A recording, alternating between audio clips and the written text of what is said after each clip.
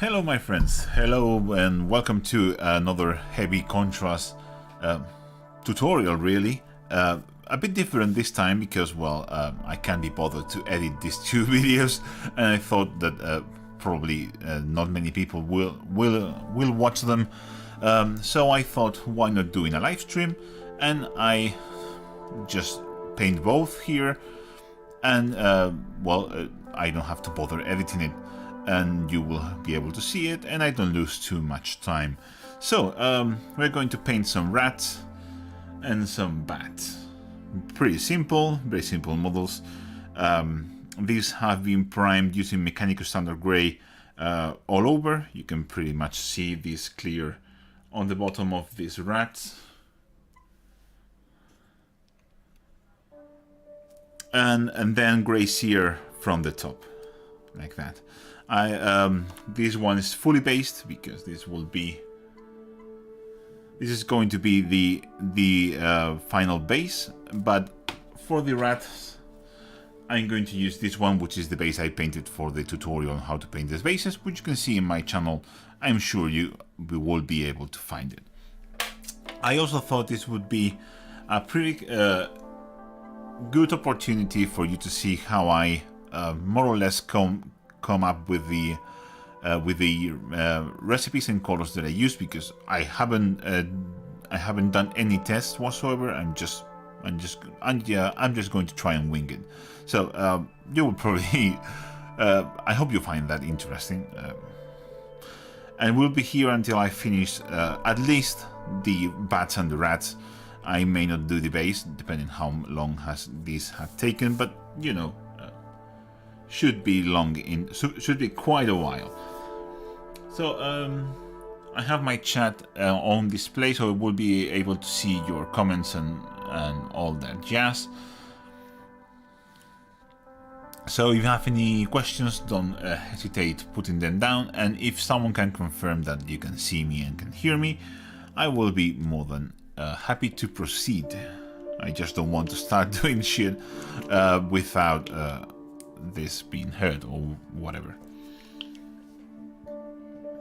Also, if you want more zoom, just ask for it. But I will keep this so you can see my palette, which is something that you don't usually get to see. So I thought that would be interesting. Okay, so everyone can hear me and see my rats. Perfect. I'm going to start with the bats actually, because I want to do an all-over layer over the bats themselves. I'm going to use Basilic Cannon Grey. As always, you know, I have all my paints in droppers, and for ease of use and convenience, I'm going to put some Basilic Cannon Grey there, and I'm just going to go and do this all over the whole bats. As you can see, no dilution, nothing, just out of the pot and or the dropper in this case, and then just going to that layer.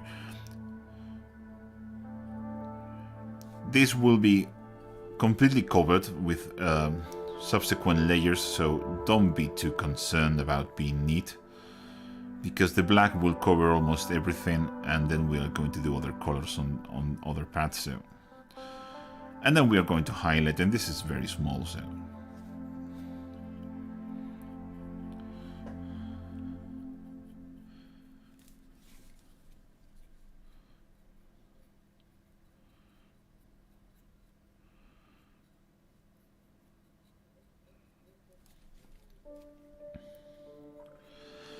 By the way, someone asked before the video started, it was in the chat, but I couldn't reply, if this was going to be the last one or if I'm going to do any of the characters. Well, this is not going to be the last one, because there's another Heavy Contrast Curse City video coming on Friday, which is the Varskir, which I may show you in a while when I'm done with this layer.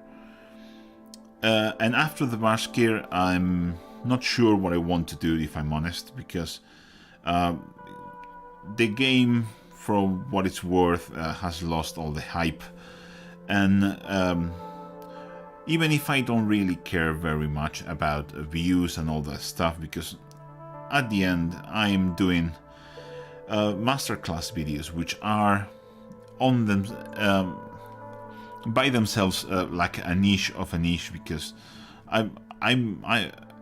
I know that not many people are going to watch them, because if you're not interested in that army or that mini or the colors there, you're not going to watch my videos. I don't do like general content kind of videos, like which tool is best or how to do this technique or whatever. I just do masterclasses on very specific models. So even if I don't care about how many people watch the video, it's still a bit discouraging when you take so many hours and days to make a single video and then nobody watches. So if this and the video coming on Friday perform acceptably well, I may do more, but for all intents and purposes, consider the video coming on Friday the last one, which will be the Varskir, and that pretty much covers almost everything that can be done with this. The rest would just be variations, but I might do the one ogre. That will be the only mini that I'm really excited about doing, and that's also important for me, of course.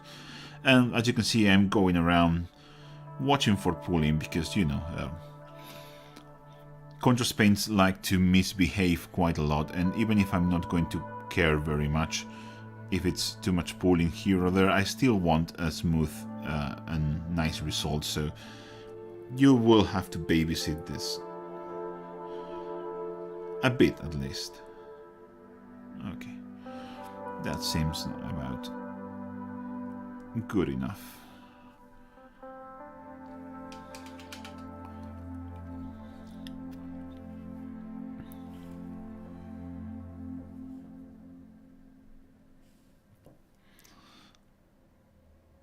Welcome to everyone that's joining. I don't know how many people we have watching here. 46. That's pretty good. That's better than my reviews and my FAQ videos, yeah. my Q&A, sorry, videos. Yeah, that's pretty neat. Thank you for everyone that's here. If you have any questions, again, leave them in the chat. And if you are new and you like what you see, you can just subscribe, I guess. Whatever fun makes you take your whatever you are happy with. I don't really care that much.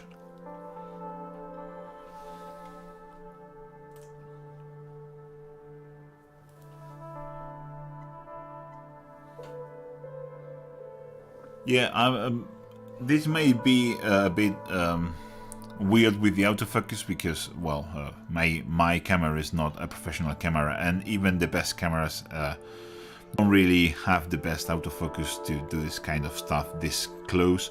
But I'm trying. So if you see something out of focus, please comment. Luckily, this is not like the most critical step.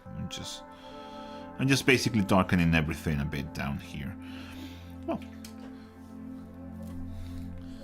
we are done with the bats for the time, and while that dries, I'm going to base coat a couple of rats. I hope that's in focus.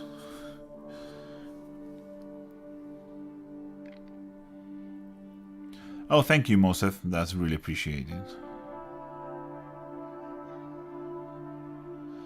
Yeah, see it, Christian says, I see it well in the computer, but not that well on the phone. Yeah, sorry. I don't know what to do about that. Let me see.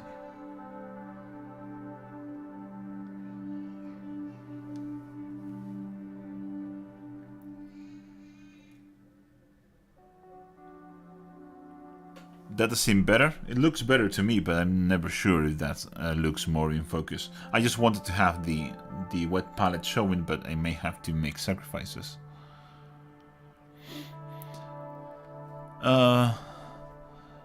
Asire says, thank you for your red glowing plasma course. I was looking for this. Do you think you can go further in pale yellow in the deep parts of the coil? Yes, but it will just adding a bit of yellow, it will shift from red to orange, just because that's how our brains work.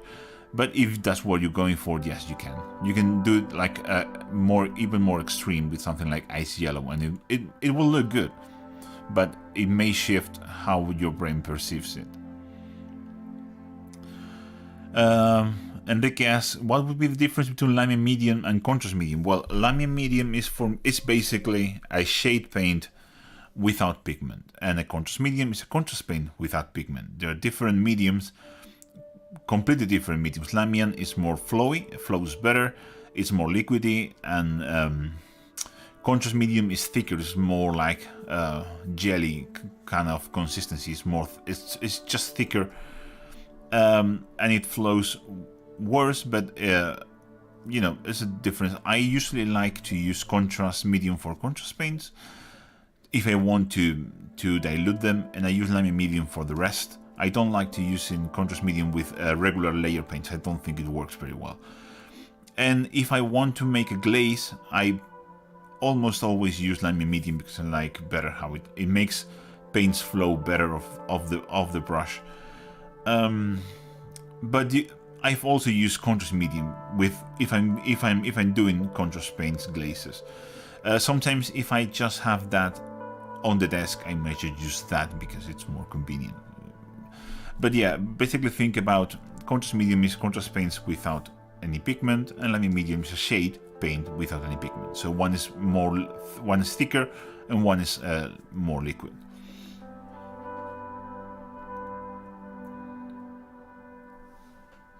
Okay, I'm going to back up a little bit just so you can see that, and I'm going to paint a couple rats grey.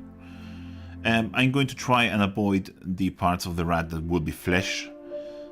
I'm going to try to be a bit careful with that. I'm going to just pick up a couple rats with grey. Most of the rats will be black because that's how GW painted them in the box art, and I'm just going to try and follow that.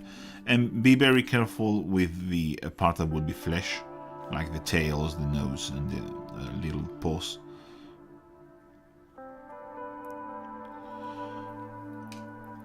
Also, you make a mistake as I did here, you can just wipe it off with a wet brush.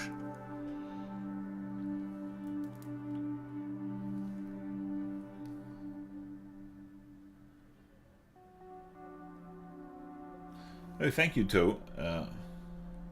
I really appreciate that, and I'm always happy to help us, Ira. Okay, so let's keep painting rats. I'm going to pick up another rat here in grey. I'm going to maybe do this one here. Why not? This little rat here is going to be grey.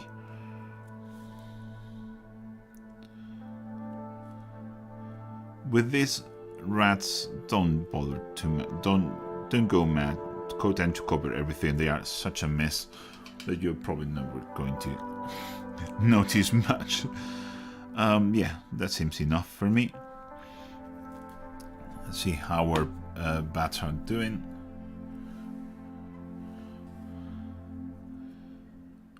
It's almost dry, but it's still wet, so I'm going to go back to the rat and keep on doing base coats.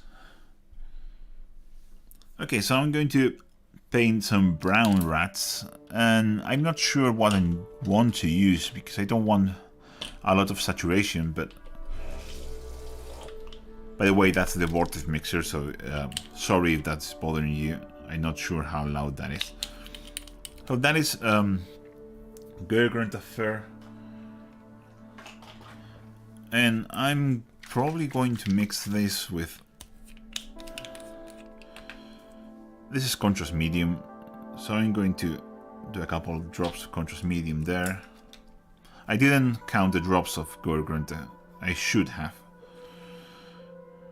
but I think that might be good enough. And I'm maybe going to tone it down with a little bit of Basilicanum Grey. Basilicanum Grey is fantastic if you want to desaturate something. Yeah, that seems about right for me. And I'm going to paint the main. Oh yeah, I love this. Yeah, you see that it's not as intense as Gergrunta would probably be on its own. That's what I wanted. Be careful with the parts that will be bone.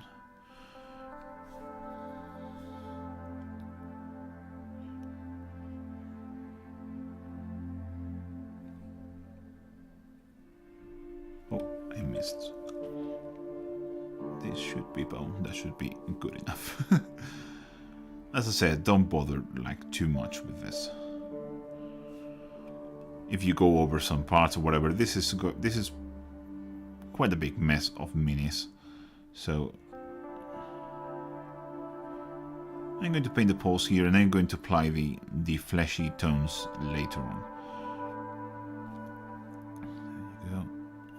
Absorb that excess.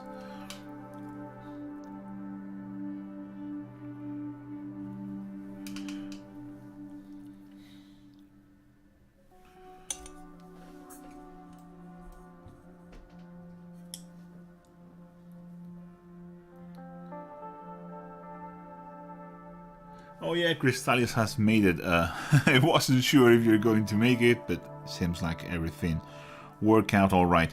I'm probably going to do another layer of this over the main rat, because I kind of want it a bit darker than this. Maybe I used too much medium. I always judge poorly how Gergrunta tints. For some reason I always think it's something more akin probably to Cygor fur, Cygor brown. I'm going to do a couple drops of wildwood, and I'm going. This is wildwood, by the way. And I'm going to do. And I'm going to do one drop of Basilicanum onto that wildwood for the same reason, basically, desaturating the brown tone even more. Wildwood is quite desaturated, but I'm going to paint a couple of rats with this. The main bulk of the rats will be black.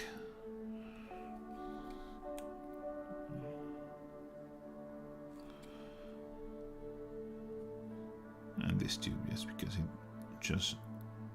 just hit it. So I'm now.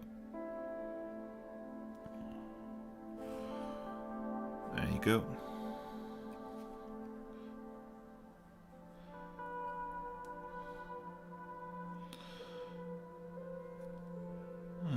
Maybe this guy here.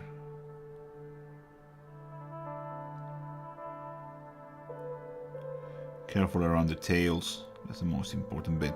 We can clean up afterwards, but it's better if you don't have to.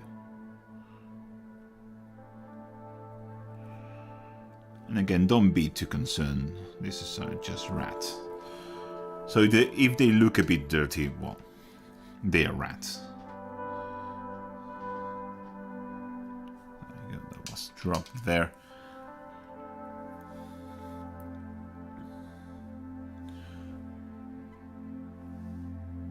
I'm doing what I can with the focus, sorry. That does seem better, it looks good to me. The camera says it's in focus, so I'm not sure what I can do. Okay, let me just take that out. Yeah, seems pretty on focus. Yeah. Well, I don't have to stay there. Please tell me if you can see that better. Do you use a Space Wolves Grey? Yes, I do. For some minis, I do use Space Wolves Grey. It's not my most used paint, but I do use it sometimes, yes. Okay, so it seems like those are now done, and I'm probably going to do the black ones now. Where is my Black Templar?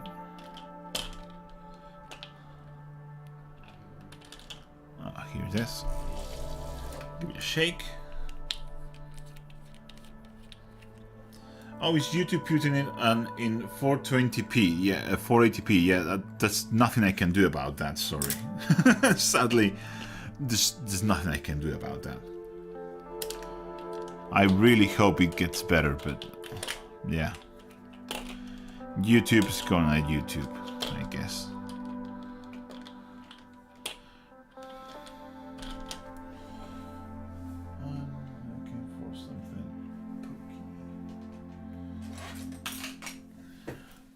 Seems like I lost my pokey bit of brass that I have. I have to use a tweezer. There you go.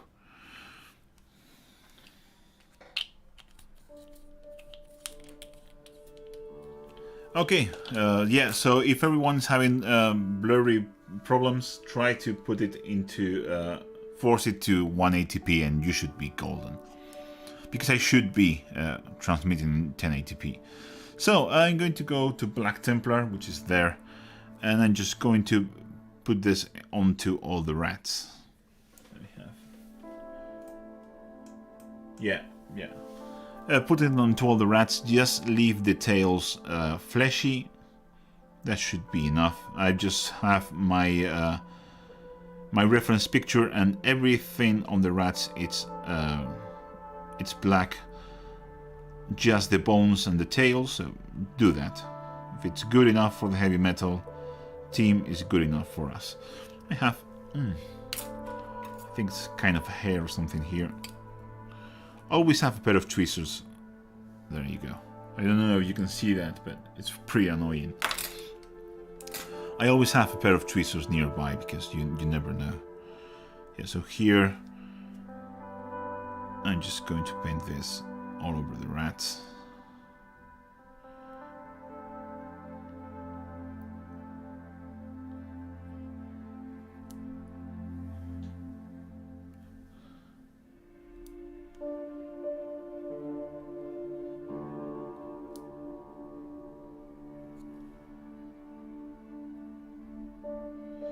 If I mess up something that will be bone or will be flesh, I will go back with my base coats colors and I will clean it up, so don't worry too much about that.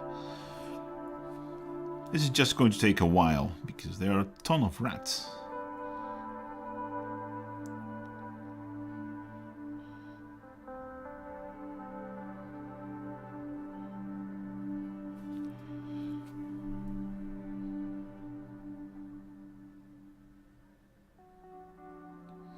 What is the music from? Well, the music is from the YouTube audio library, and people always ask and someone gets the right answer, and I always forget because I downloaded it years ago when I started this channel, and I changed the name to Background, and it's background now. So sorry I can't help you, but it's on the YouTube audio library. It's one of those royalty-free pieces of music. It just works so well that I'm never going to change it. But I have no... I'm not sharing it just out of secrecy or something like that. It's just I always forget because that's how my brain works. If you want to know, you will have to look it up because I can't be bothered.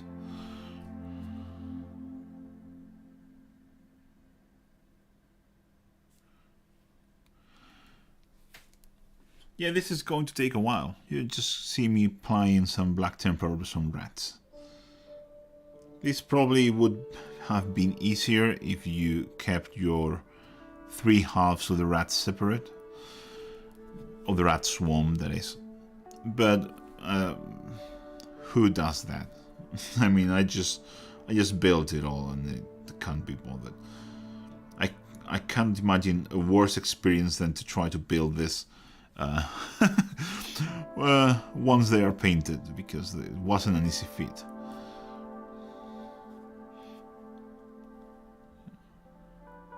Yeah, carefully. And again, if you go out and you touch up something that you shouldn't, don't worry too much.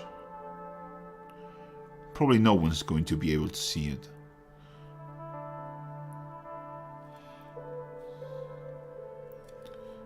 Okay. Some rats. Yeah, I'm going to have to clean some tails for sure. But that's not a big deal. We'll take some grazier and just neat up those places.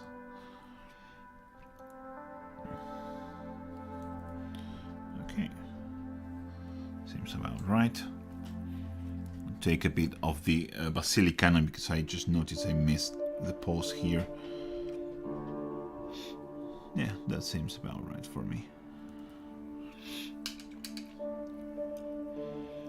So again, you will probably need to clean up details, 100% for sure, but it's not that many and not that big of a problem. Once this is dry, what I will do is pick this up and paint the inside all black. Yeah.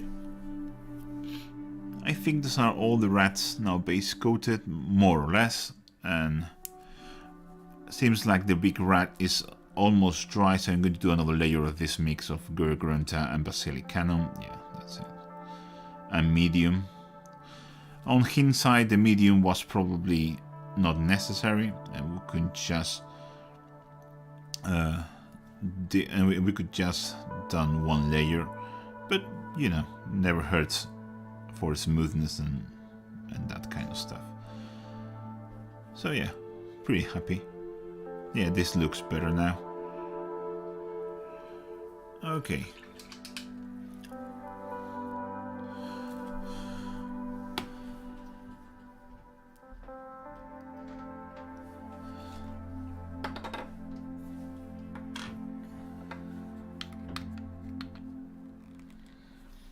Yeah, I think someone answered Manuel already, but yeah, these are not sold like this. It's just these are droppers that I buy.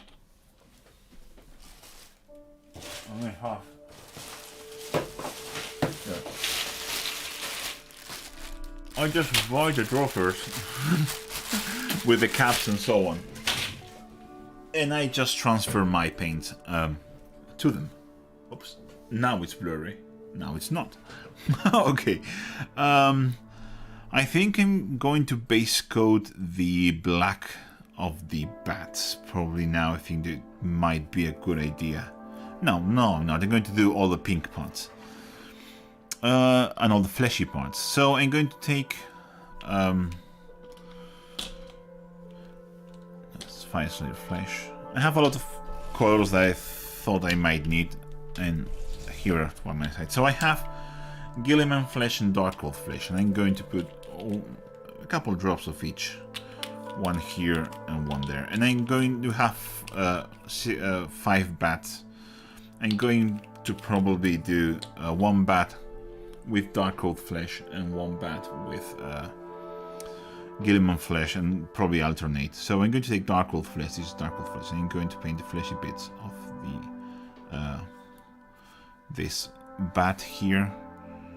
If you don't know what the fleshy bits are, well, it's basically just the face, essentially.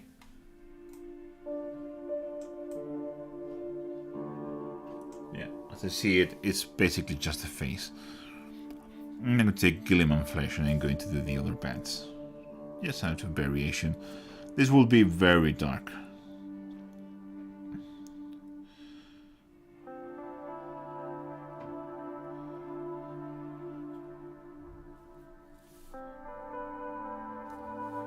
Okay, that's it.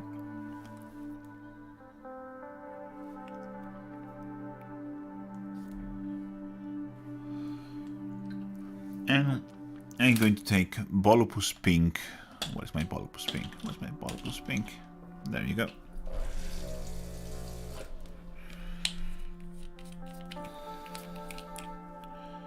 And I'm going to do 3 drops of this. And I'm going to do, I think I will need to dilute this, otherwise it will be very pink. And I'm going to do 3 drops of contrast medium there. By the way, if you ask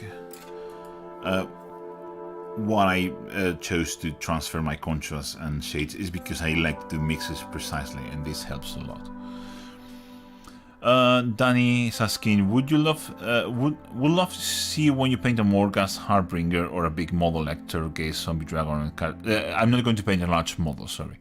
I hate painting large models, so that's probably not going to happen. Manuel is asking, where do I buy those droppers? Those are from iBottles, just as it sounds like an iPod, but a bottle instead of a pot. And iBottles.co.uk, they sell those droppers. Yeah, I'm going to take this Volupus Pink, and I think this will be more or less the color that they painted the wing membranes, but I see it a bit too... I see that a bit too pink, so I'm going to desaturate it, adding some dark oak flesh. I'm going to do other 3 drops there.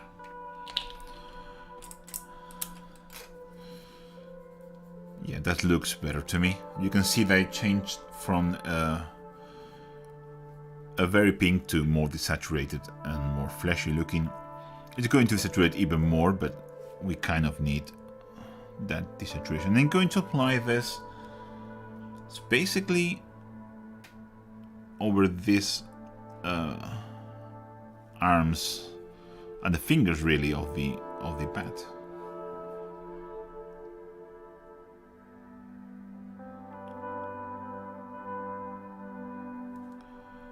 Just like that. Yeah, that pretty much seems like the color they used, so I'm happy with that.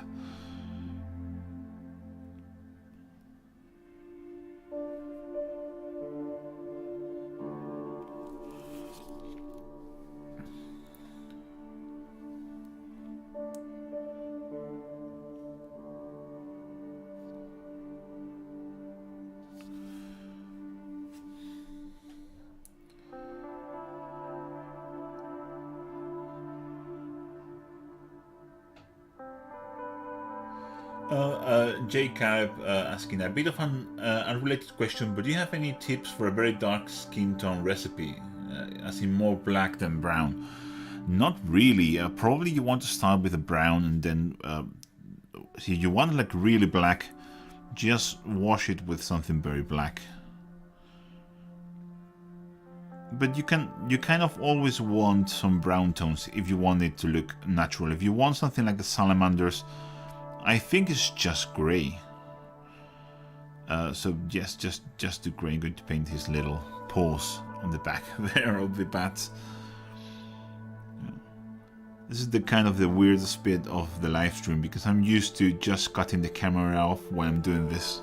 So doing this on this like tedious bits on camera seems a bit weird to me. going to the pause.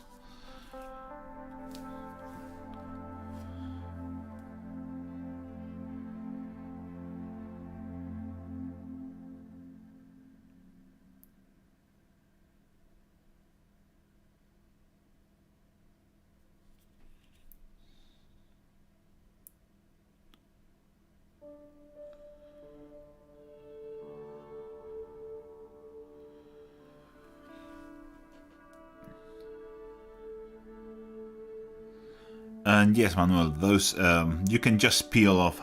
I can just show you. Yeah, no, you asked it in English, in Spanish, but as of respect, you have a pot here. You can just, they just come off so easily. I mean, it's like they were meant to be changed. Yeah, I have some extra pots there, you know, for the when I have to refill, basically, so that was convenient. I will be very careful here on these little wings. The Black Templar layer that I'm going to do over all the black details is going to basically obliterate all that, but it's never my idea to be neat. Oops. Well, that was just on the fingers. Yeah, no worries.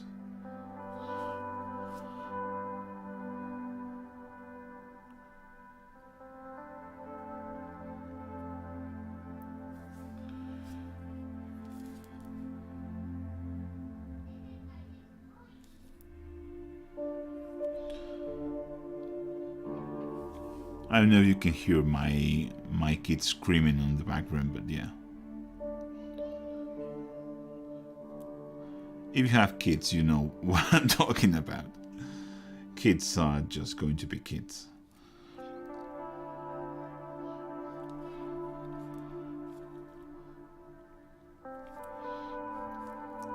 Okay, so I'm done. I think I'm done with the... Oh no, we have the inside of these wings here. No worries.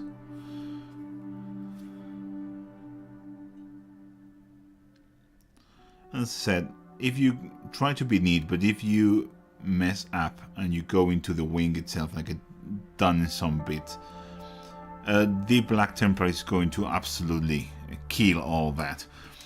So yeah, not such a big deal.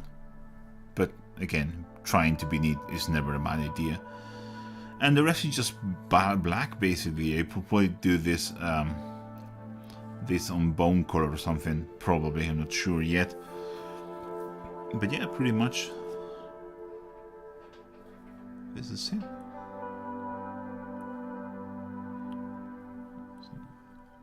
Oh yeah, some of the inside of the smaller bats fingers there. And there. Oh, almost missed this one.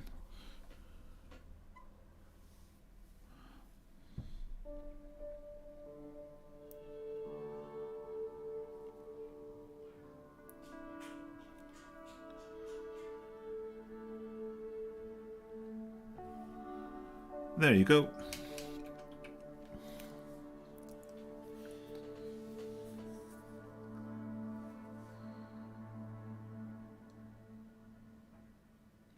BB is asking dry palette for contrast paint. Right now, this is my wet palette. It doesn't make a difference. It really doesn't make a difference. Because I'm probably not going to go back to these pools of paint ever. Those are just, it's just a convenient place where I don't have to have a dry and a wet palette on my table. I don't have a lot of space. So that's just convenient, and I'm not going to bother changing it. So let's leave the bats to dry, and let's take a look to our rats.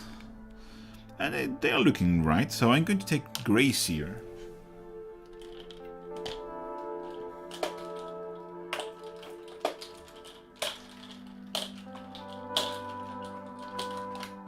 If I can find it. Oh, there you go. Give it a shake.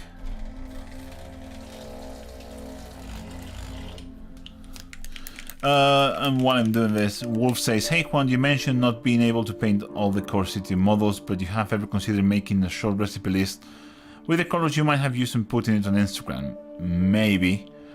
But since I'm not going to paint the models, and what I'm going to use just the heavy metal box art, which that wouldn't be like, it would be a bit of false advertising, really. I'm not 100% comfortable with that, and even if I put some recipes, they wouldn't be test recipes. So again, not really sure if that is the right thing to do.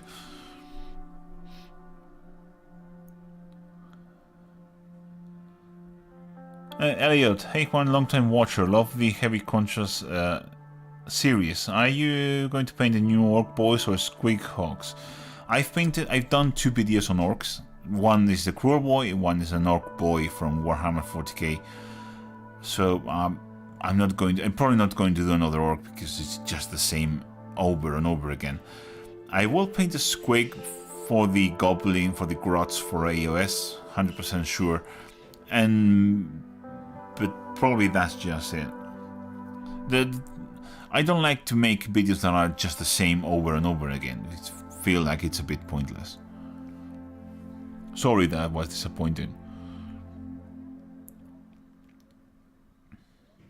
James, I might be in a minority, but I like the longer form video style of seeing each detail painted in full, even if it's sort of repetitive.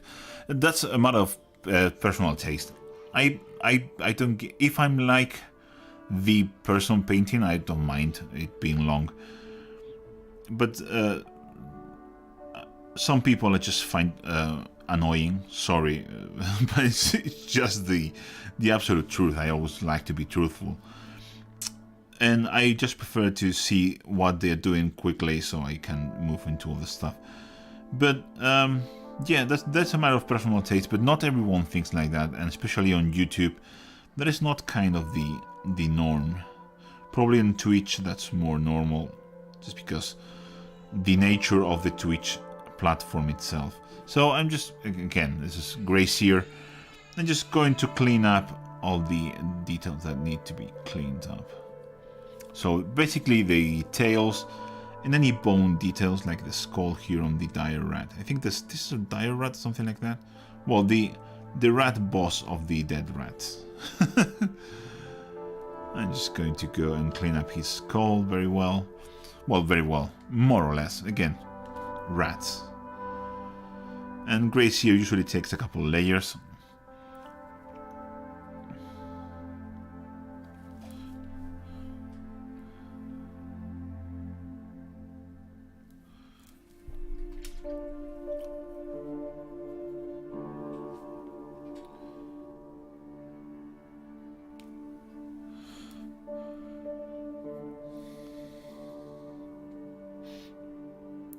Hey, hello, Bera. Nice having you here.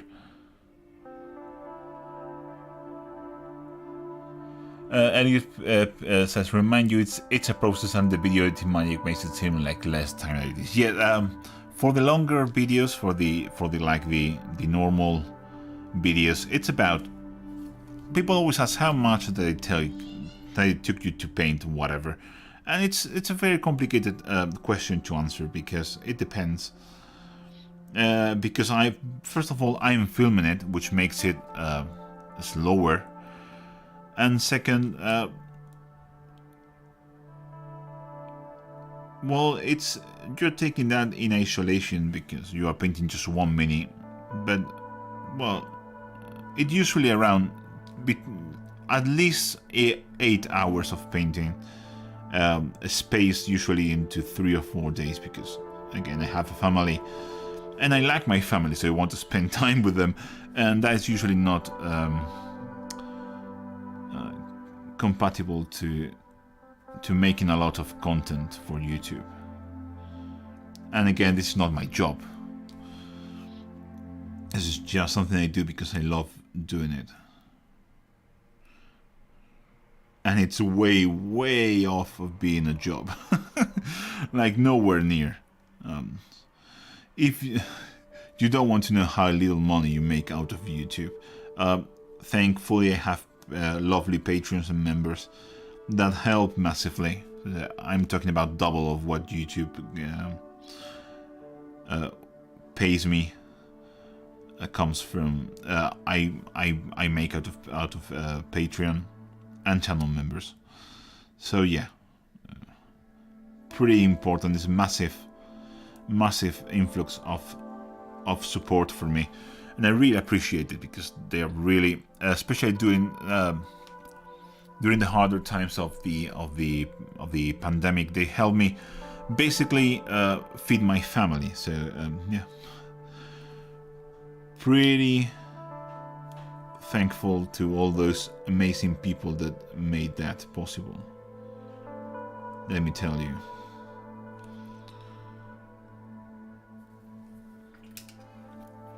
So I kind of missed a little bit of the black here. So if you missed some of the details, just go around picking them up now. There you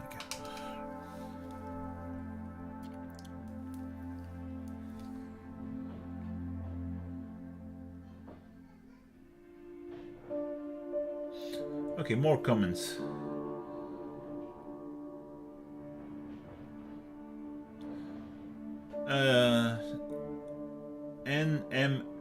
NMP, what kind of dropper bottles did you decant the contrast paint to? The ones I bought on eBay splits all the tip, and the cap gets really messy.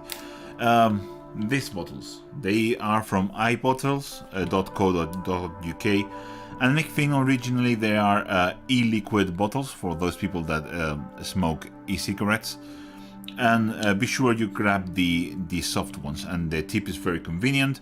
The cap is this children-proof cap, so if you don't press, you're not going to open it. Super convenient, and they are very good droppers. The tips may split a bit, as you can see there, but it doesn't make too much of a mess, if I'm honest. But all caps will split, even Vallejo and Scale 75 droppers split all the time. It's just how droppers do. If you want to avoid the splitting, you have to be very careful with how strongly you tight them. Basically, they are splitting because you close them too much. So you keep on closing, and they split because of that. Usually, that's the main reason of the splitting problem. But these are the best droppers I have found.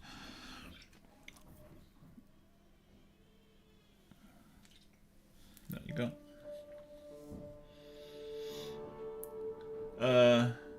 Gerjan Banhout, love your videos. The models always look so good. Been trying it out on Tau, but failing miserably because I need some more practice. You need practice, and you need to use a large brush.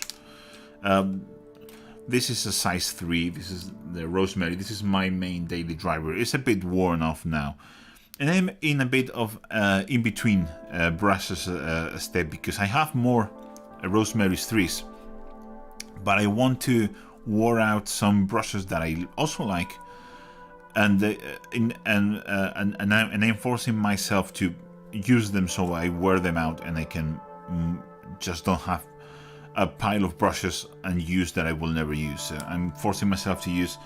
I have here a number 2 Broken Toad, very good for base coats, massive brush.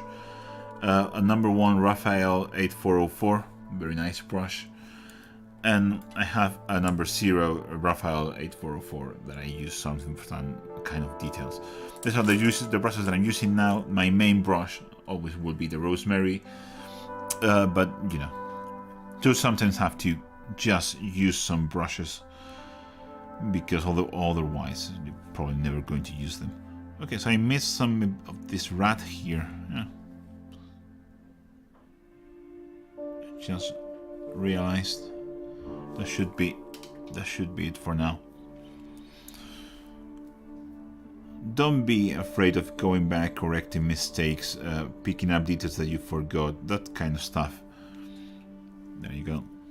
it's just part of the process. Usually people that are starting out are very afraid of making mistakes. Mistakes just happen. So don't be afraid of making mistakes, because you will make a lot of mistakes. I make a lot of mistakes. It has nothing to do with how much experience you have. The mistakes just happen. Let me get my reference here. Okay, seems about right. That seems about right for me. Okay.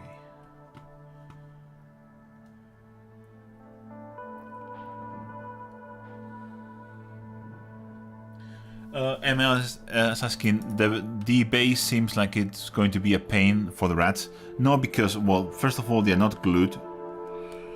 And second of all, I already have a base for them.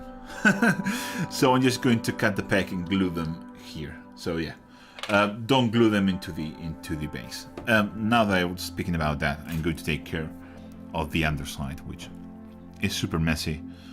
I'm just going to take Black Templar, and I'm just going to black to make this dark. Just like that. Thank you for the reminder that I just needed to do this. Be sure the rest of the models are dry, otherwise you are going to make a mess. Okay.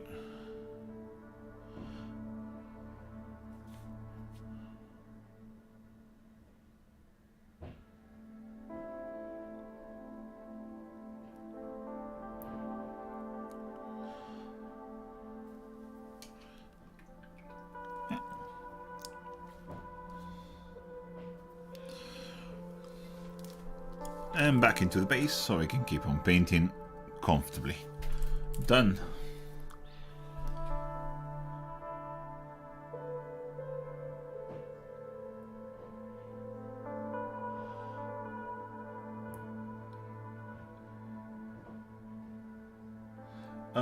Crystal is asking, the tips is not clogging. They clog as much as any other dropper clogs. So you will have clogs.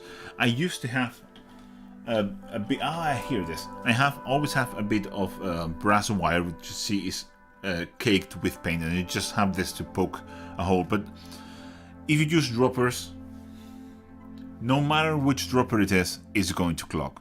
Droppers clog, so you have to be always ready and have something to unclog them. And please never force. If it's not coming out, don't force it.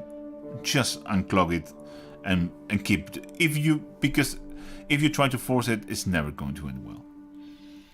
Two things can happen. Well, three things can happen. You can be very lucky and paint will come out in a controlled way, but most probably either paint is going to come out in a very uncontrolled way, or you're going to blow the whole tip and it's going to come off and everything will be a mess. So don't play that lottery. As I usually say, if you play stupid games, you win stupid prizes, and that's a very appropriate for this case. Okay, one more rat skull there, one more rat tail here. I will probably do a very quick second layer after this dries, but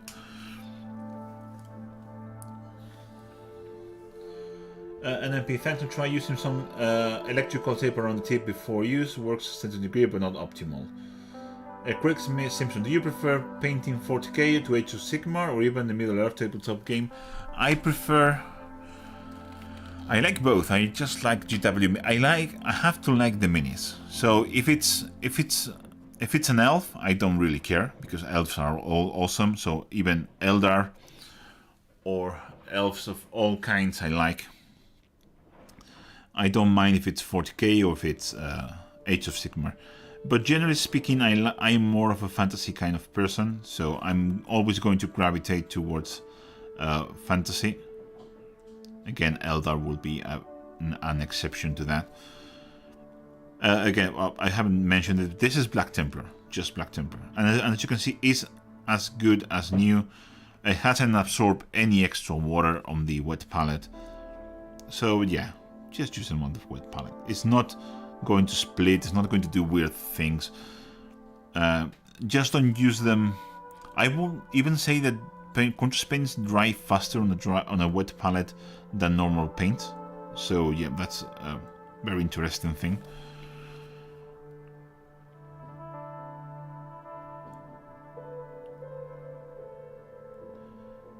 I'm debating myself on what to do. Whoops. Yeah, that was super out of focus. So I'm debating myself what to do with the fur here. I think I'm going to do a layer of Black Templar over it. It's super textured, so I think it's not going to go very dark. Yeah, I like that. It shows darker on the camera because it's fresh, but it's not that dark. With my eyes, basically, it looks better.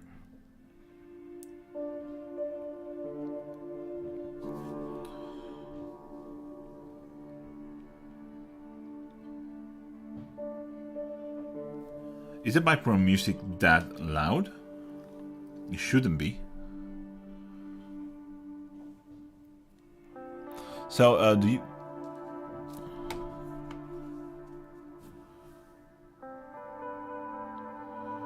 So, do you feel like the background music is too loud? Please let me put that in the comments, please. It should be like something like minus 90 dBs, so it should be quite backgroundy. But just let me know. I'm going to grab something to show you while you answer that.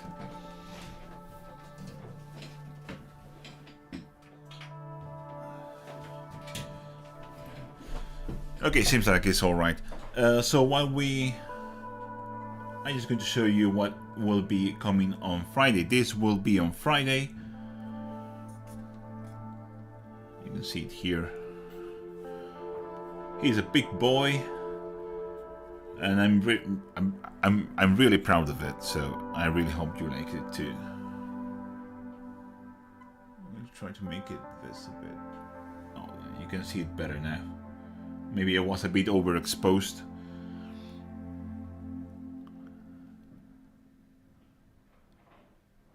Yeah, super happy with this. It already has an owner with the rest of the Curse City models. I haven't told him anything, but I'm going to throw these two rats and bats into the mix for free, just because he's such an amazing supporter. So I'm going to throw that for free. But he bought the entire rest of the Curse City set, including this big boy here. Super happy. So this is on Friday.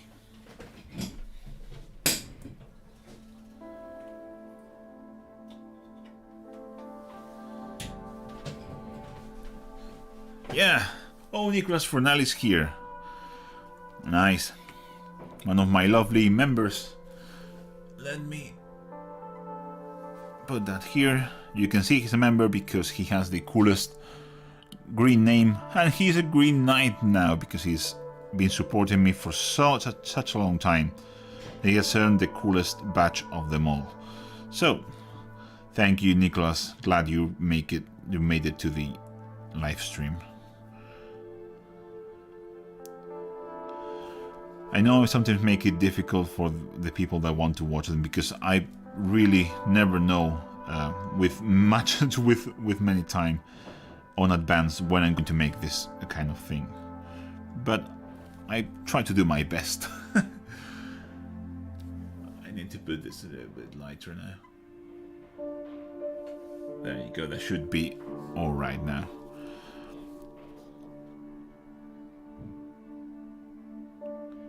And just base coating with black all the membranes, the main bodies of the bats.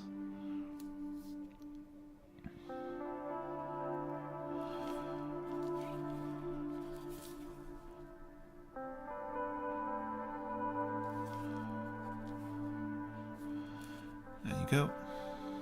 These little guys here.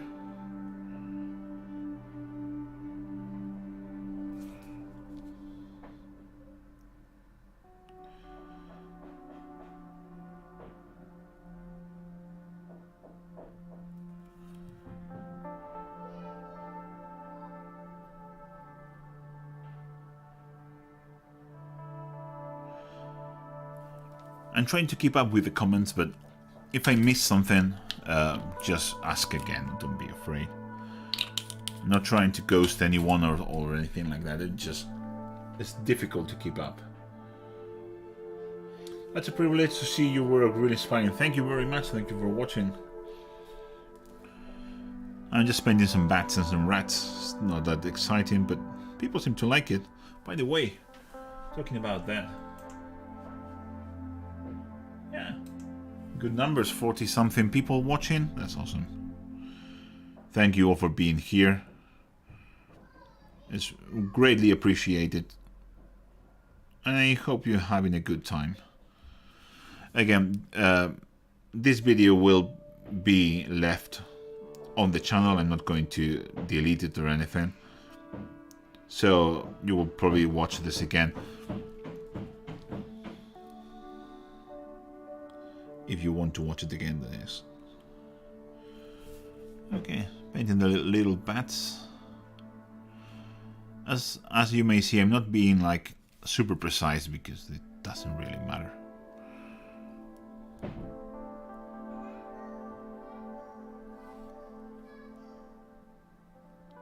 And again, you may hear my child screaming, but you know, kids are going to be kids. So I really hope you don't mind that, because if you do, well, I'm not going to do anything about it. So yeah.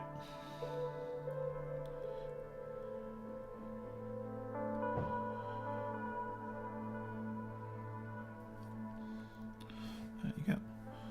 And to be fair, if you want to stop some place like around here,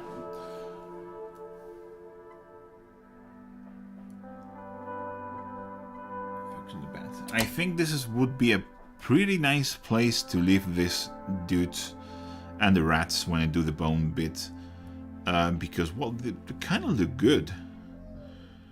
I'm going to do the highlights, of course, but if you can't be bothered for a couple of swarms of rats or bats, well, you really don't have to do anything else.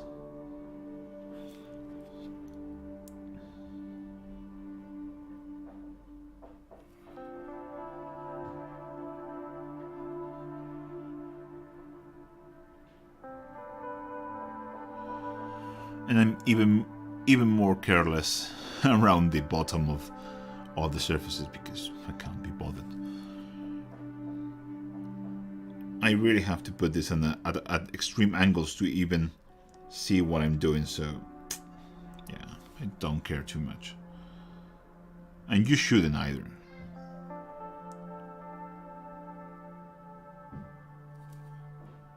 Oh, I missed some of the pink. I'm going to do it now. There you go. If it mixes a bit with the black, it's not a big deal.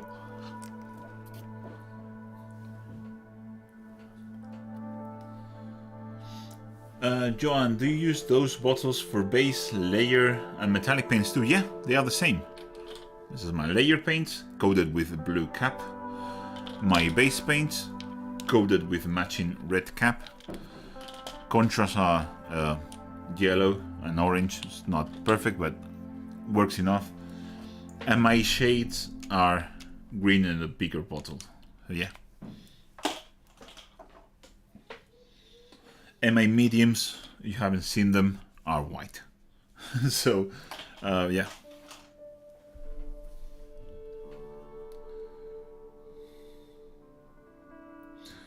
Manuel is saying that it's a shame that the videos are not in Spanish. I'm really sorry. If you don't mind, guys, I'm going to answer in Spanish. Lo siento mucho, la verdad, pero si me limito a hacer vídeos en español, voy a tener muy pocas visitas y al final lo que quiero es que el conocimiento llegue a la mayor cantidad de gente posible, y eso, pues, por desgracia, no lo puedo hacer en castellano, y por desgracia no tengo el tiempo ni los recursos para hacer los vídeos en otros idiomas, como hacen otros, y por lo tanto, pues al final tengo que elegir el idioma que mejor vaya para los vídeos, y ese es el inglés. Pero la verdad es que pienso que los vídeos se entienden bastante bien sin mi voz, todas las instrucciones están en los carteles que aparecen y más o menos es lo que te puedes enterar. Pero si tienes alguna duda, no dudes en dejar un comentario que lo contestaré. Encantado de la vida. Well,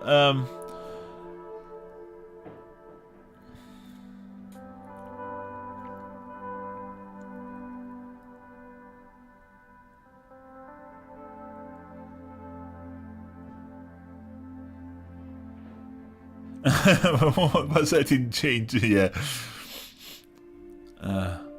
Thank you, Manuel. I really appreciate it. Can you do it in French too? Actually, I can speak a bit of French, or I could speak a bit of French because I was living in Switzerland in La Chaux-de-Fonds for a while, and you kind of end up picking up like the basic things, but I'm not going to even dare try and speak some French because I can't remember a single thing about it, sorry. But technically speaking, I more or less could. Yeah, so the bats are looking rather nice. And being bats, you could basically stop now if you just irrelevant minis for your army. But yeah, the basic base codes are done. Now highlights left to do. So I'm going to leave this on the side. I'm going to finish base coat in the rats. As I said, I cleaned all the rat details using Gracier. I'm going to go back and picking up a couple more if I see them. This here. I'm going to do the brown here. Is this brown here? I'm going to do this here. Can you see this one? Focus on me. Yeah.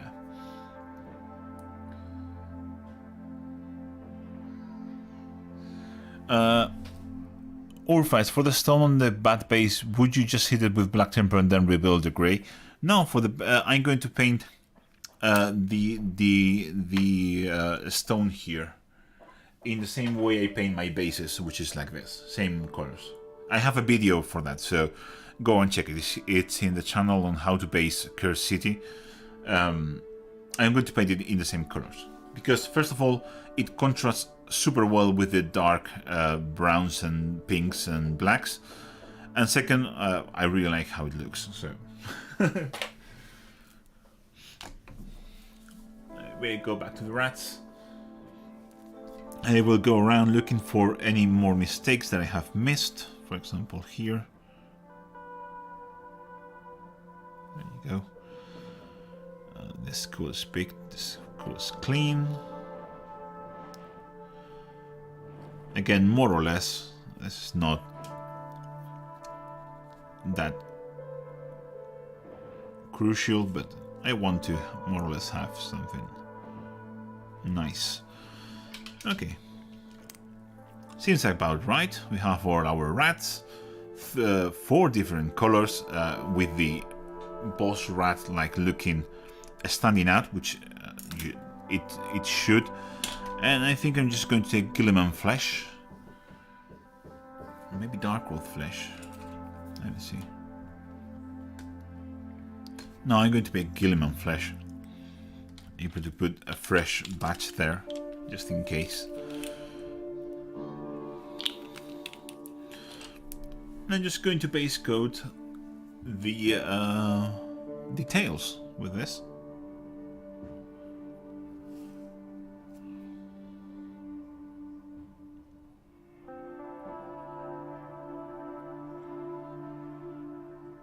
Super easy.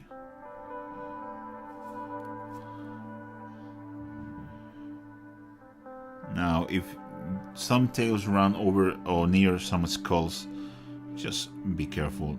So just so we don't have to clean that up again.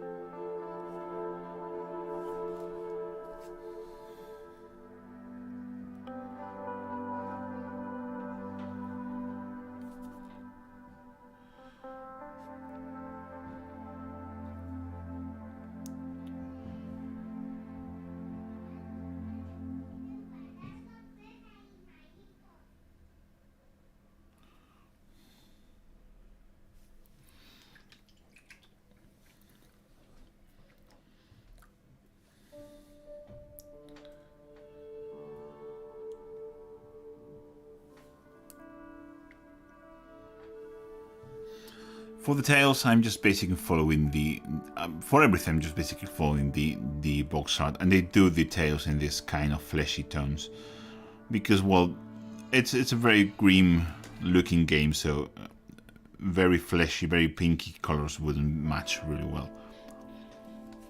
Oops, some of the black got there, not a big deal. Wipe it off.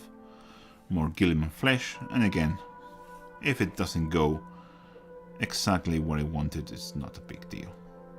Saying that a lot, but it's just true.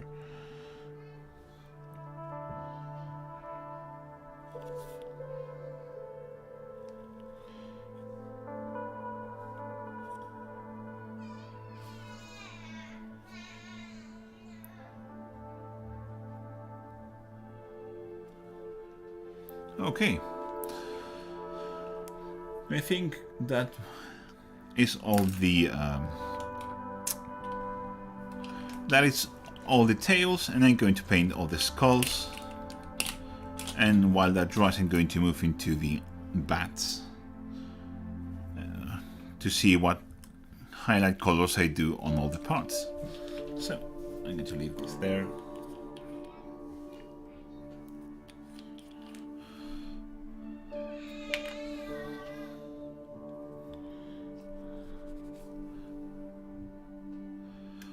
As a skeleton horde, as you do for all bones, I'm just going to apply a skeleton horde or the bone details. Simple as that. There you go. There you go.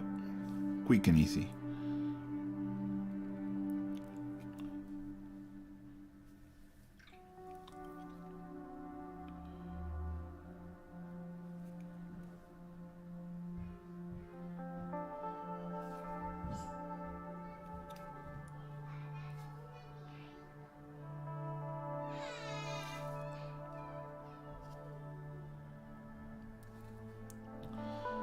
Okay, I think that is all the bone details.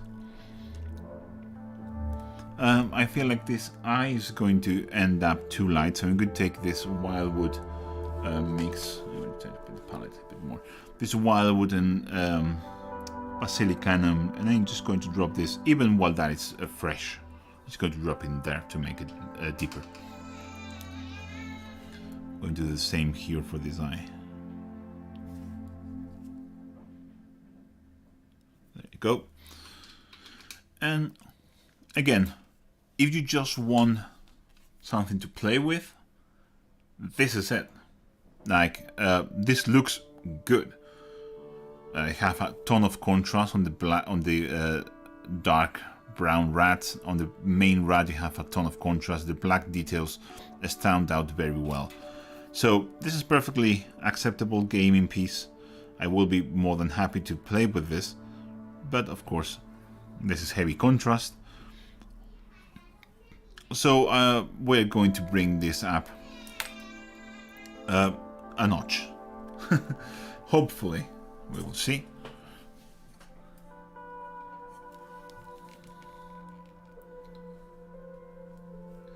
Oh, Johan, that's a very good question. Selling those miniatures that you put so much effort doesn't make you a little bit sad? It makes me sad, but you know what makes me sadder is having miniatures in a glass shelf for years without even playing with them, and I'm not going to play with them. So I just prefer they go to a place that they're going to be appreciated, if I'm honest. Okay, focus on me. There you go.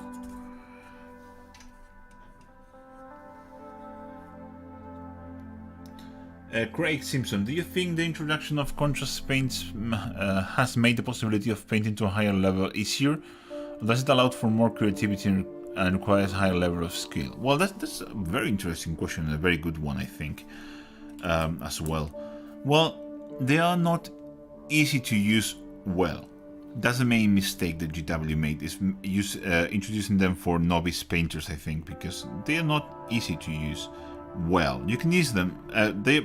They do make painting easier to some degree, but they also can be very complicated. I'm just picking up all the claws and stuff like that with Grace here. So as they are just another tool. So the thing is, good painters, and you can see people like Vince Venturella and Sam Lenz using them regularly on their videos because they are an excellent tool and they work very well. So it's just added one more tool in the toolbox, which is very useful, and I think that it's fantastic. And as they do help with tinting, glazing, but inks already do that. This is just a more convenient form of inks because they are thicker and they flow better and more consistently than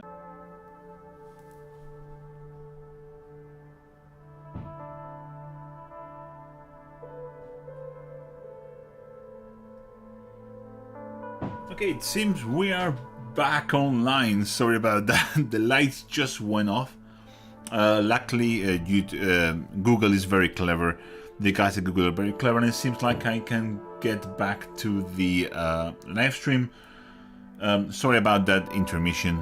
We have some electrical issues in our building, and when one neighbor switches on certain stuff and it blows their own fuses, it blows our fuses as well.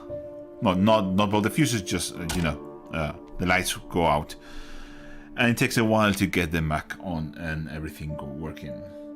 So it seems like everything is good now, so let's just go back into painting. I took the time to just finish base coating with Grace here, all the claws and all the stuff on the dire bats, and just going to apply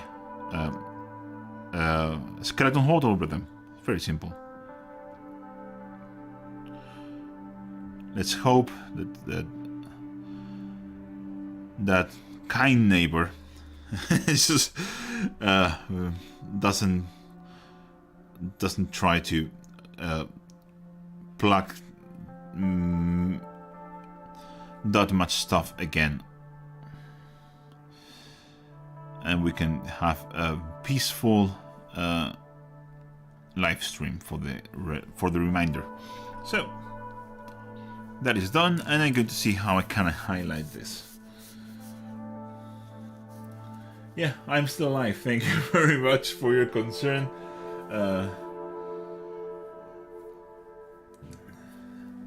But yeah, I am alright. I'm going to try and find a color that I can use to highlight all those pinky bits. I need my reference once again, which is now obviously not on because I have to Okay, have this now. I'll try to set up everything as I had it before.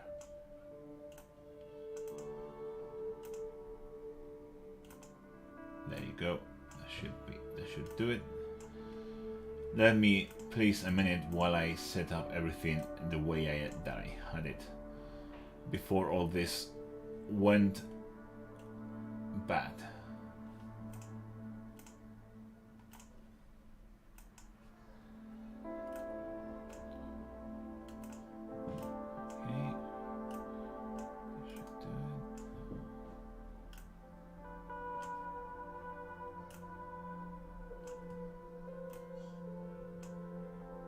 Okay, thank you for your patience, and I have everything now as I had it, and I have my reference there. So I'm going to try and find a color to highlight this claws, and I think I'm going to start with something like pink horror, but this is obviously way too pink, but I think it can work. So I also have here Night Questor Flesh on the bats. Okay, I have Night Questor Flesh, which you can see it kind of matches a bit better. So I'm probably going to do the 50-50 mix and see how this fares. So that's kind of how I work when I'm trying to do my highlights. So that's something new that I haven't shown. But yeah, again, paint doesn't come out. Don't keep on pressing. Unclog, and paint comes out. You see, not very difficult. Don't go pressing too much. Okay, let me put this palette back into its place. Okay, there we go. Let me see if I like this mix, which I do. It's about 50-50. Let me see how this works on the model, which is a different thing entirely.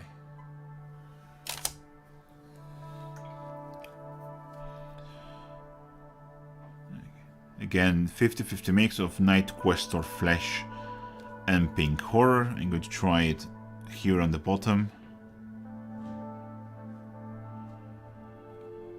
That is maybe a bit too pink. Let me try it here. Yeah, there's a bit too pink still. So, but I want that pinky hue. I think I'm probably going to move into Blood River Flesh. So I'm going to do 2 drops of Blood River Flesh. And I'm going to do 1 drop of Pink Horror. And if this doesn't work, I'm probably going to move out of Pink Horror altogether and try different things. So I kind of like this. It's a bit too dark though. Not nailing this. But I'm going to go back to Night Questor Flesh. So this is kind of the process that I do when I'm trying to find a recipe for highlight on a very complicated color. So I have more or less an idea of what I want to do. No, this is way too much. I'm going to add more Night Questor Flesh.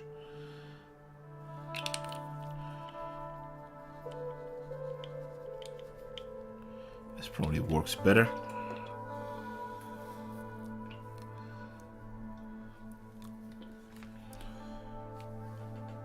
Go back into focus, Bat. There you go. No, there.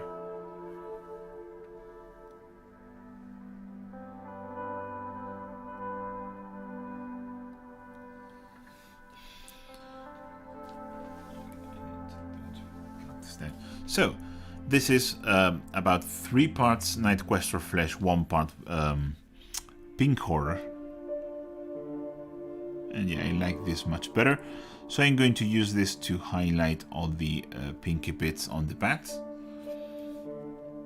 I'm just going to do very light highlights with this. I just missed a bit of the black. Again, don't ever be afraid of going back and correcting stuff.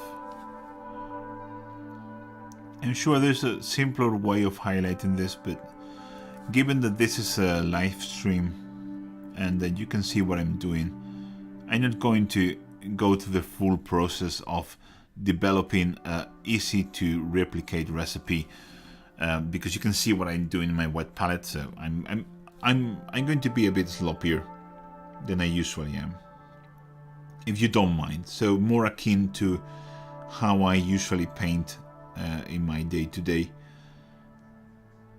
not bothering too much on making easy to follow recipes.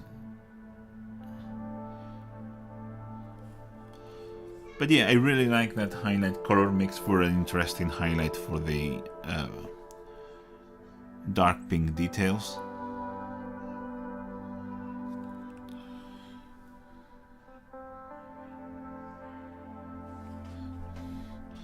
Hello everyone, if you are returning back after the the horrible crash that we had, welcome back. If you're new, thank you for watching and welcome to the channel and to the live stream.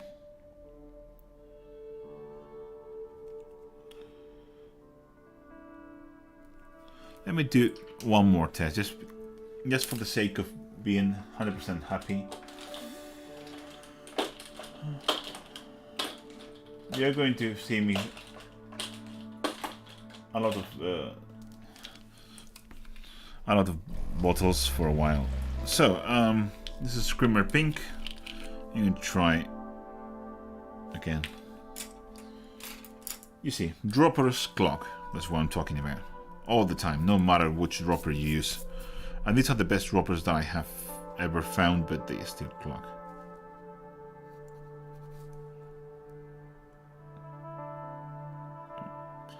I'm going to place a drop of Screamer Pink there. And what is my Night Questor Flesh? Night Questor Flesh here. I'm going to try and mix this with this. Just see if this, I like this better. Oh no, this is super intense. Yeah, that was what I was afraid of. No, I'm happy with that. That was an unnecessary tangent, but it's just how stuff is. So I'm now happier with this mix than it was before.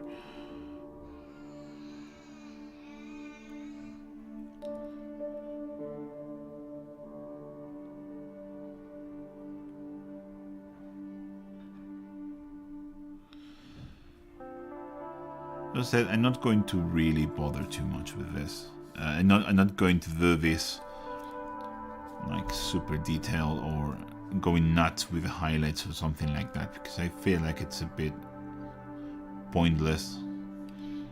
But I'm going to try to do it as better as I can.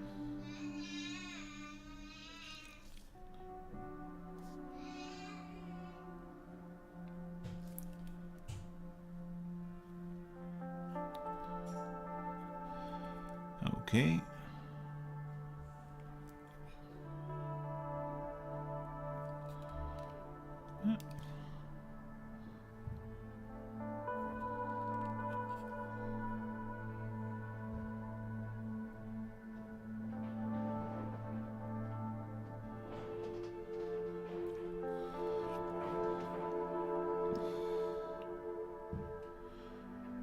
Under the wings, super quick highlight because no one's going to see this.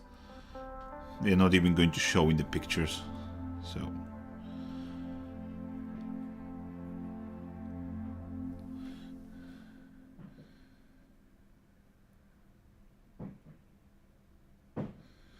oh, that's a fantastic suggestion. Sigurd said, I keep a little pot of dressmaker pins in my hobby toolkit for unclogging dropper bottles. Yeah, that's why I have my trusty old brass wire, but that is a fantastic idea actually.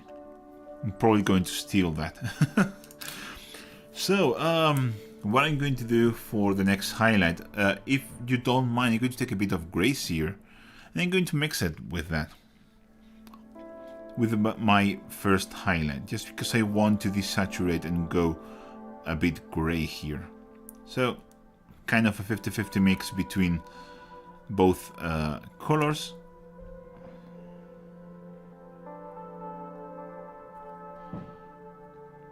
And then just going to move this highlight into the gray realm.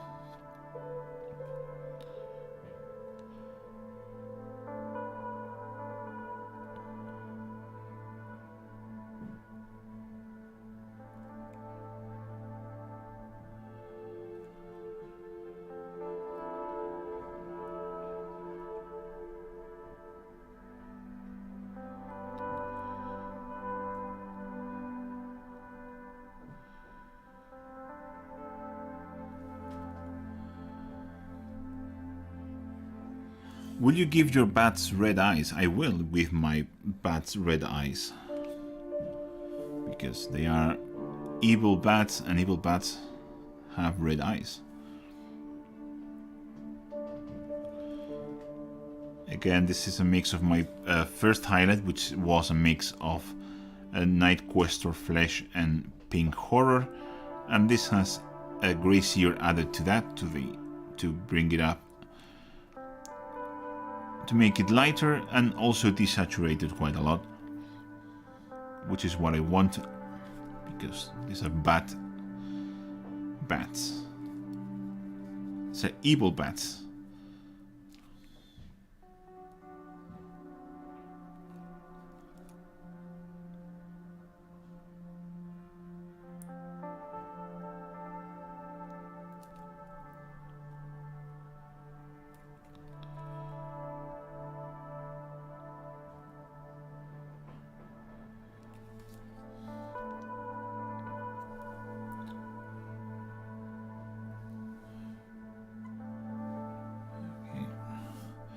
Making sure you can see the bats well.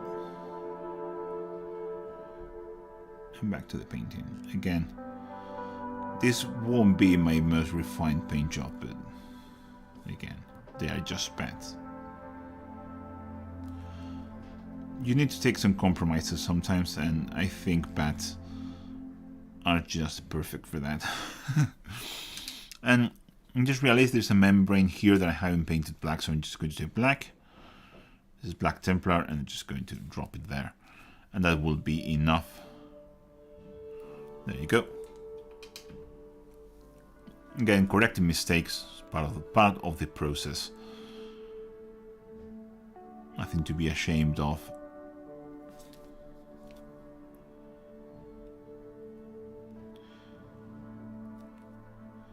And I think this will be my final highlight on the pinky flesh.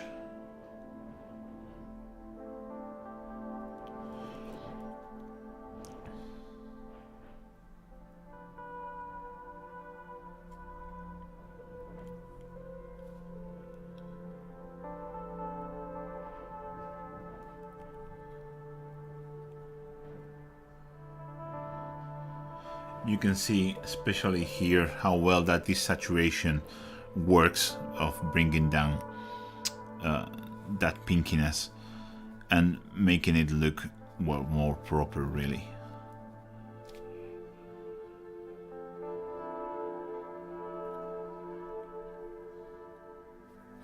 Again, more black bits missed.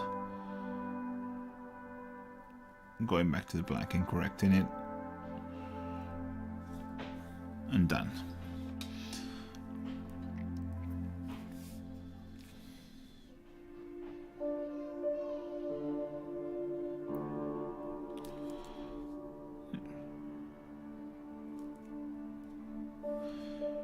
I think that's basically it.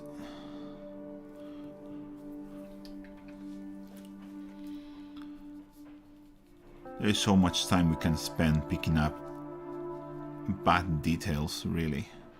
I'm going to pick this details there.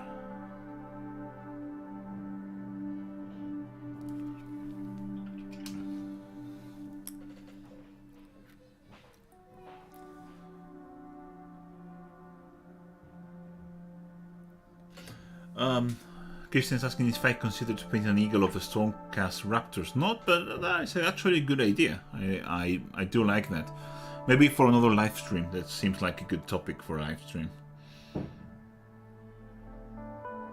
Another useful thing about pins is that you can hit the end of one up with a lighter and poke a plastic mini with it for a perfectly neat round hole. I do that to make guide holes for drilling. That's a fantastic idea. So yeah, that is a great idea, actually. I said this was going to be the last highlight for the pinky bits, but I'm going to do gray sear, like straight gray sear, and I'm just going to do some dots. For example, there, and there.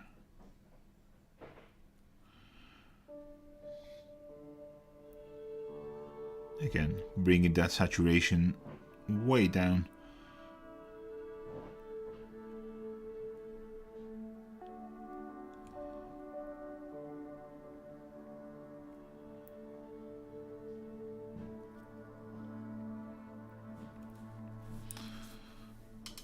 Oops, sorry. That should do it. Sorry for the autofocus.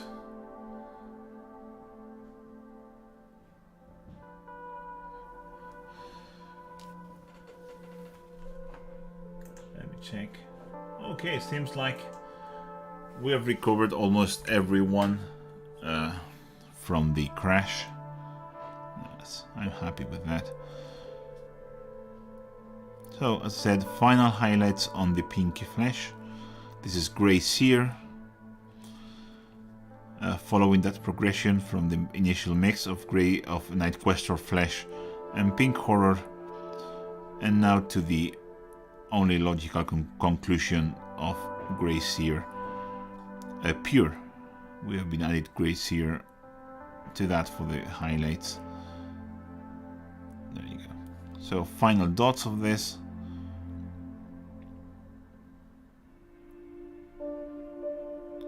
Especially on the top of the bats, which will obviously be lighter than the underside.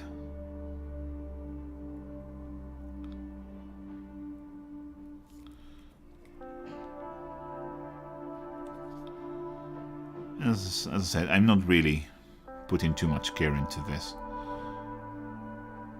Not every blend has to be perfect, not everything has to be smooth. Sometimes being a bit rough, it's a nice touch. Okay, so that's... I need to correct that is a mistake there. There you go. So, pinky flesh details done. I'm pretty happy with that. Looks quite similar to the original box art. There is some differences, but I'm happy enough with that. And I'm going to keep on using Night Questor flesh. And I'm going to mix it. This is here so you can see it. I'm going to mix a couple of drops with this. And I think I'm going to mix some Mechanical Standard Grey with that, so we can bring this down in saturation quite a lot. Again, clocked. Do one drop of that and see how that fares. If I'm happy with this, yeah, I'm going to add more Night Questor flesh.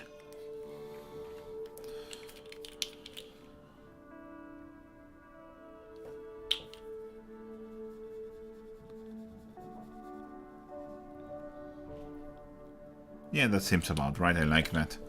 So this is 3 parts Night Questor flesh, 1 part Mechanical Standard Grey.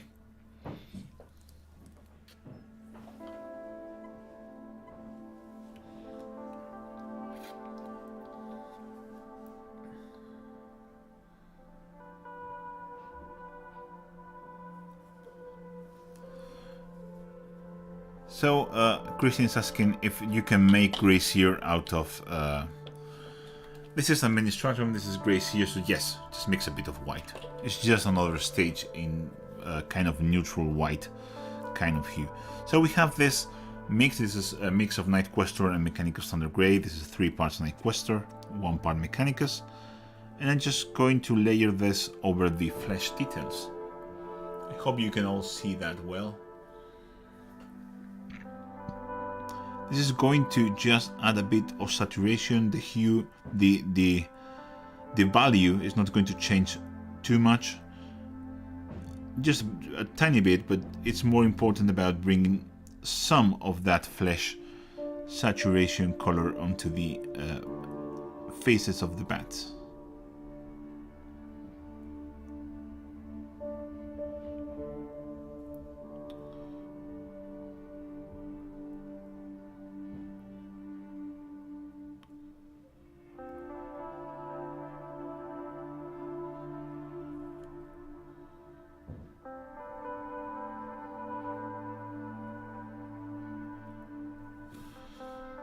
Don't forget the ears.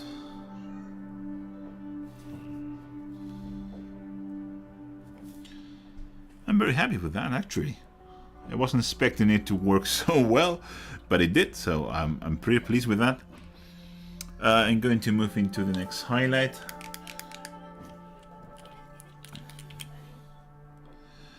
I'm going to do a drop of Night Questor, and I'm going to do a drop of Gracier, following that pattern that we have made with the pink wings, and using the Gracier as a kind of a universal highlight. Yeah, I really like this color. I hope you can see it. Look at that. This looks like a very desaturated flesh tone. So I'm really happy with that. And I'm going to do a highlight on the bats. Charles, is there a wondrous notebook of your recipes? I'm wondering how you keep track of them. I keep track of them in my head, which is usually very good for those kind of stuff, but I sometimes forget about some of them, and that's why I make videos, because that way I always have them with me. So basically just doing an edge highlight on the flesh details.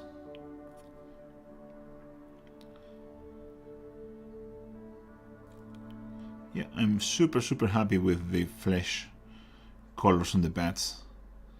Yeah, that's exactly what I wanted. I hope you can see that well. I'm not sure how well that is seen on camera. Let me make this a bit more clear for all of you. There you go. Super happy with this. So we have a very desaturated shadows, kind of a bit more saturated midtones, and then going to desaturate the highlights again. So it's a very nice sandwich, so to say, of light and shadow that I think works very well, especially for this kind of undead creatures.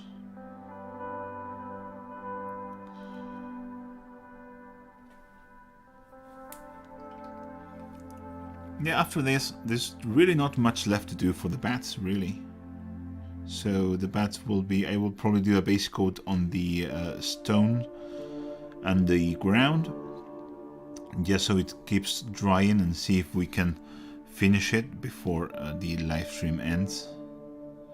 But if not, you already have the video for the for those things. But just for the sake of finishing something during the live stream, that would be a good feeling. Yeah, super happy with the flesh tone on the bats.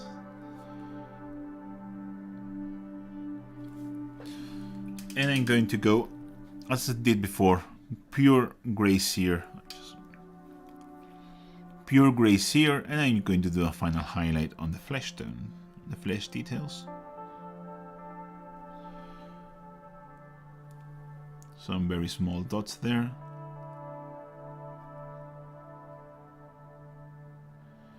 Again, this will bring everything together.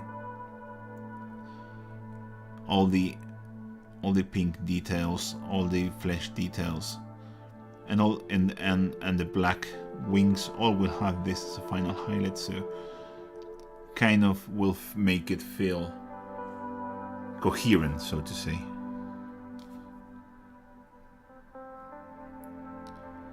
I hope that makes sense. It makes sense to me, but I'm not sure if it makes sense to everyone.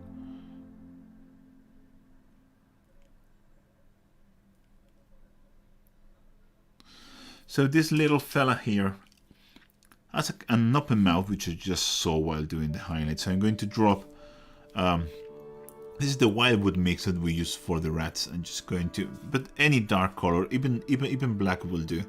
I'm just going to drop that there so I can paint his eyes later on. And speaking of eyes, I think this is a good time to just paint the eyes. So I have some Blood Angels Red.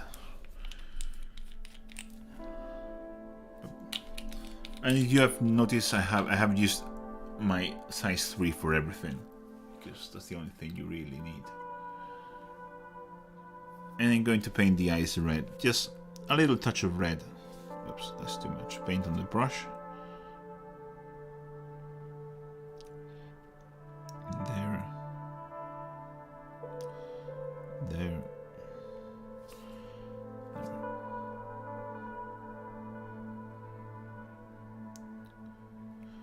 I'm not even going to highlight this. It's just like that. And that is the flesh and the pink bits done. And I think I'm going to move into the wings.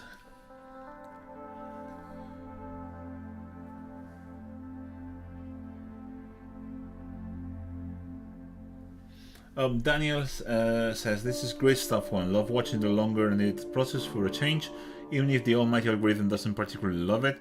Been watching the whole stream on 2x stream to catch up. That's awesome. Thank you very much.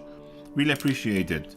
I've never bothered with the algorithm or trying to please it, because I think it does work, and I will never criticize anyone that does it, because it's just a very good way to earn a living. But I just prefer to do what I want and not be a slave, because if you try to please it, you end up being a slave to it.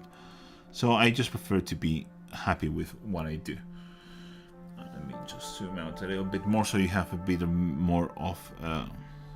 This is mechanical standard gray. Sorry about that. I'm just going to do some lines of this on the wings, especially towards the center of each wing.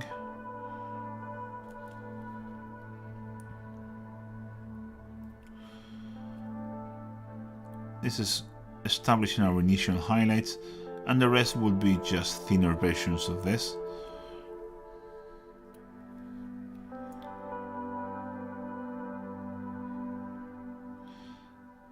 So as I always say, if you know you can make lines thinner than this, go for it. If not, make this line thicker.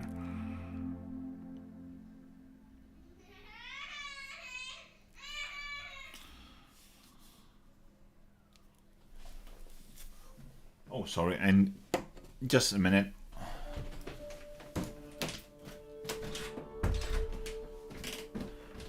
My mistake, I forgot to close the door when the lights went out and I went back here. So,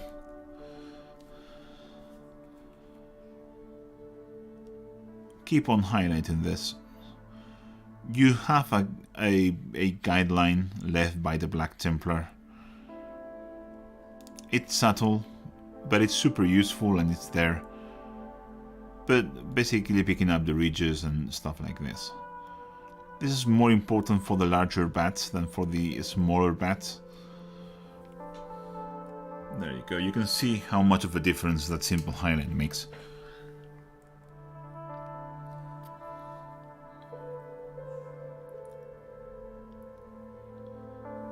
Oh, hello Chelsea. Welcome to the stream. Nice to see you here. Yeah, we are a bit lucky here in Spain today because it's a holiday here, just today. And I'm taking the time to be with you and, well, I'm going to edit the Barskir video later. It will probably take tonight, tomorrow and a bit of Thursday as well, probably. I haven't recorded the monk intro yet, so I'll probably do that tonight. But yeah.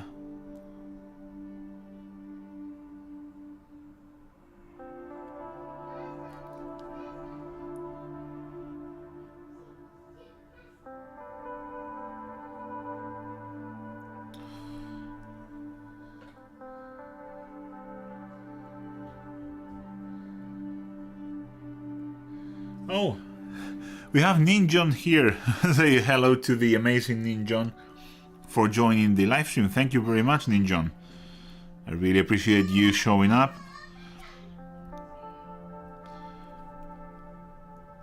If you don't follow Ninjon, I highly suggest you go to his channel and give them a sub, because you're going to have a good time and you're going to learn something in the process.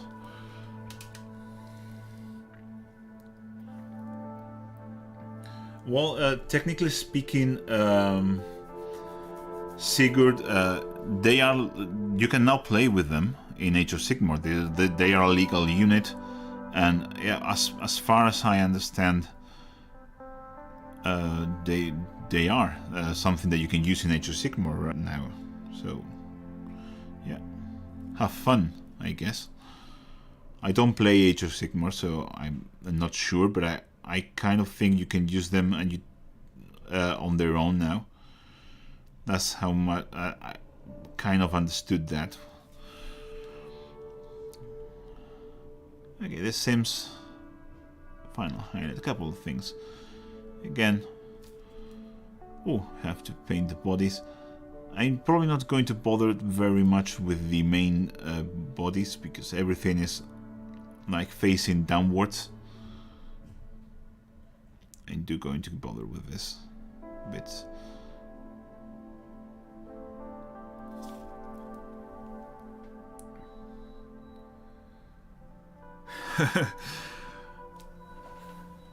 Seems like everything is waking up a bit more since, yeah, 50. Nice. Thank you guys for watching the stream. I really hope this was worth your time. I'm going to keep on painting this, of course. Don't close your browser, please.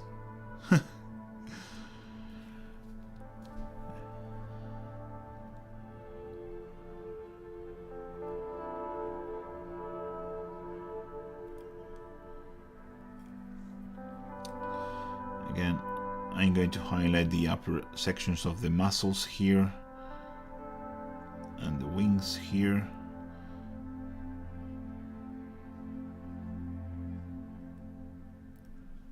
As you can see on the underside, I'm being quite sloppy, but again, who really cares when you can see this one, but the other ones, whatever.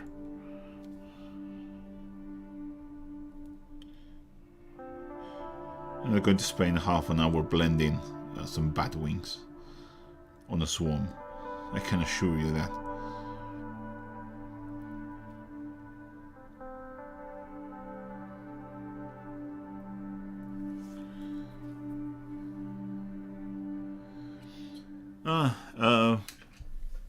Naglis asking, hi Juan, where in Spain are you? Do you get any painting clubs here? I'm based in Barcelona, and the goal is to get some of the amazing painting clubs here. I'm in Bilbao. There's a couple of clubs here, but I'm not part of any. They're just like general wargaming clubs or hobby clubs, and I know they have painting rooms, but I'm not a part of any of those. So I don't do that. I'm going to pick a bit of the fur. Just towards the middle. I'm not even going to bother to do drivers. I'm just going to pick like a volumetric highlight on the fur sections. If it goes into the recesses, I don't really care. That's it. I'm going to move into the next one. I'm going to do Administratum Grey now. Focus on me, please. Don't misbehave. Chelsea says, are you going to sell this? Well, I was going to sell them, and I was going to send them to the person that has bought the full kit for the other Curiosity minis, because I thought no one would want to buy this on their own, but maybe I'm mistaken. So if you want them, just no, give me something, and I think we can work out something. But I honestly thought no one would want this. But yes, as you know, I basically sell everything that I paint on the channel because I have no use for it. So this is Administratum Grey, and I'm just going to pick up the most extreme highlights here. I move into a smaller brush too, just because these models are tiny. And my size 3 Rosemary is a bit worn off at this point. The poor thing has gone through too much, and it's now, well, it's almost to the point of not being useful for painting, just maybe washes. And he's going to be retiring to the wash department soon. And then he will retire into the he will probably move into the basing department, and then he will have a graceful death.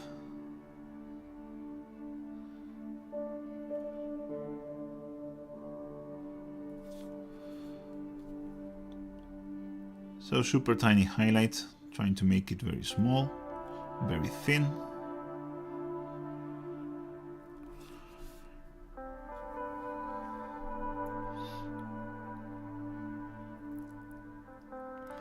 We'll do the bats column and the rest of the base, maybe. If I have time, I will. But again, this just I will just it's just the same as I did for my Curiosity basing video. So if I don't do it, I mean, it's just the same as the other video. So go watch that and just apply the same steps. So moving on with the highlights. Again, this is mini stratum gray for the people that may have not catch that. It's the second highlight on the black wings and flesh.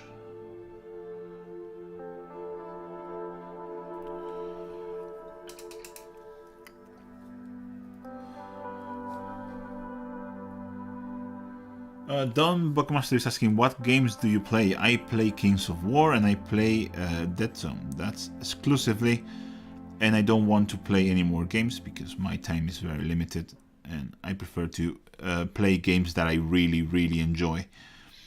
And those are the games that I enjoy the most that I've ever played in my life. So yeah.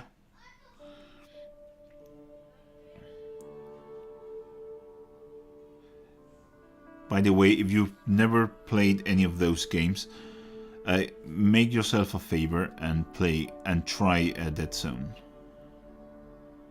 Because Dead Zone is just so good.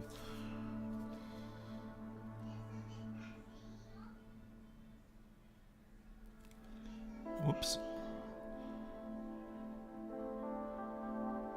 There you go, much better. Can you see that well? I think you can see that well. Okay.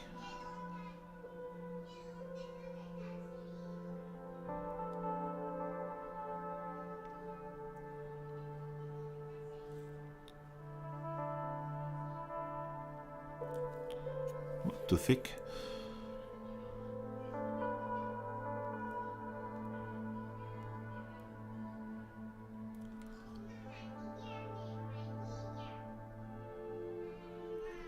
There you go. I'm pretty happy with how this is looking.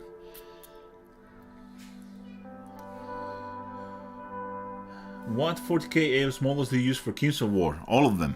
I play a Salamander, which are Lizardmen, and I use my Lizardmen or Seraphon, as the young kids call them now, minis.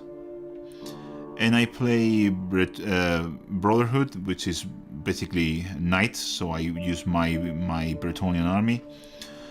I also play Undead, which I use just the regular Undead minis from GW. So it's skeletons.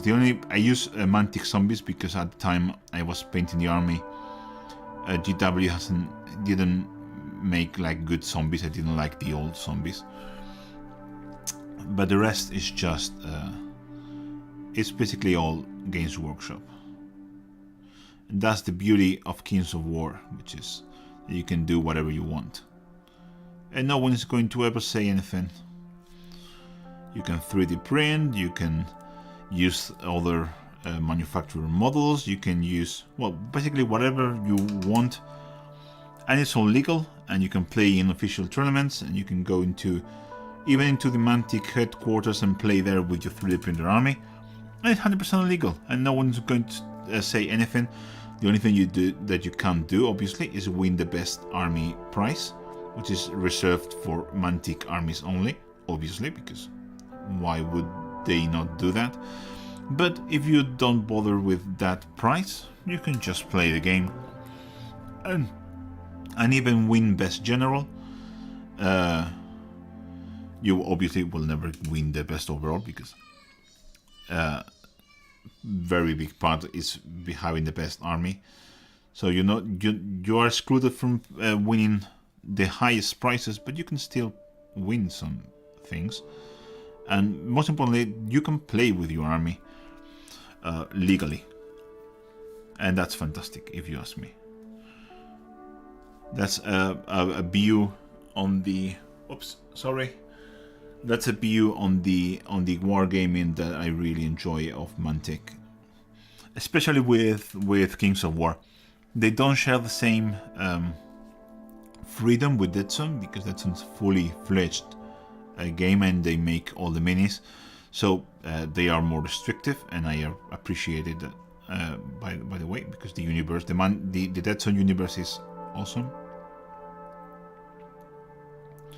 But Kings of War is it's a game based basically on freedom of choice and doing whatever you want.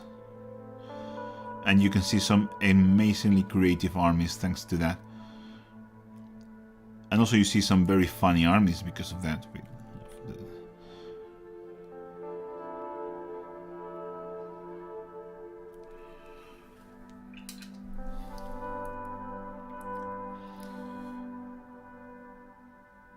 Also, I have Dead Zone. Yes, try Dead Zone. It's amazing. Interesting. I haven't checked out Dead Zone because I don't like the minis. But if you can use other things in Dead Zone, no, you can. In Dead Zone, even for tournaments, you have to use Dead Zone minis. Sorry, Dead Zone is different. And the minis are pretty awesome. The newer ones are better, obviously. The older models, well painted, they can stand out. You go and have a look at my Instagram. I think I have some of my Dead Zone minis posted there. And some of them are very old and they still look good to me. So, matter of personal taste, of course. I'm never going to judge anyone that says they don't like whatever minis, because honestly, I have a life, so I'm never going to tell anyone that or get furious because someone doesn't like the things I like. I mean, whatever. Okay, I think we have the wings and the black details done. I will probably take a look after the stream is over, and I will probably go back and check a couple of things. I'm going to do more highlights here because I think I missed them, and this is the side that's going to be seen. So yeah, I'm going to do more highlights. This is the same colors, by the way. I'm not changing the colors used, just the adding more, because. But yeah, pretty happy with this. Not going to lie.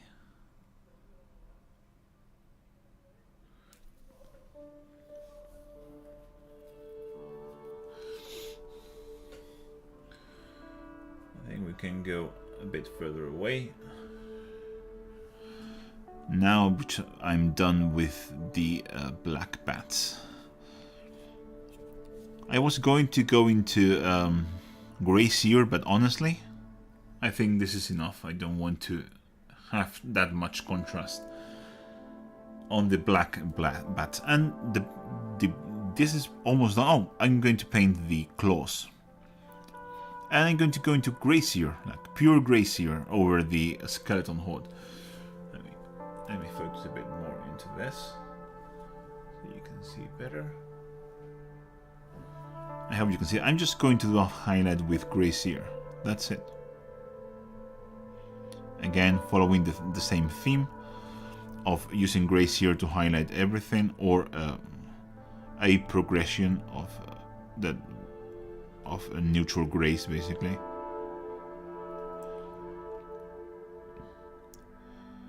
Just picking out the tips of the claws with Grey Seer. You can use your finger if you put too much and wipe it off, like I just did there. I call that the peachy technique.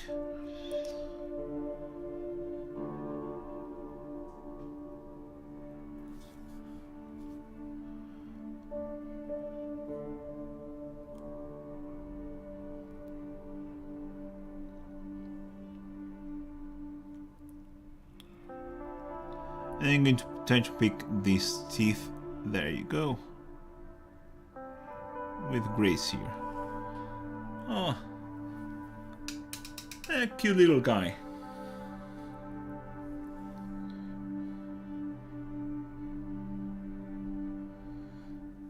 Yes, the new Forge Fathers are amazing, and they and with that some third edition coming now, they have a new bunch of new Forge Fathers coming too. So I'm pretty sure you're going to like those. So our bats are basically done. I'm going to base coat this stone just to take that out of the way.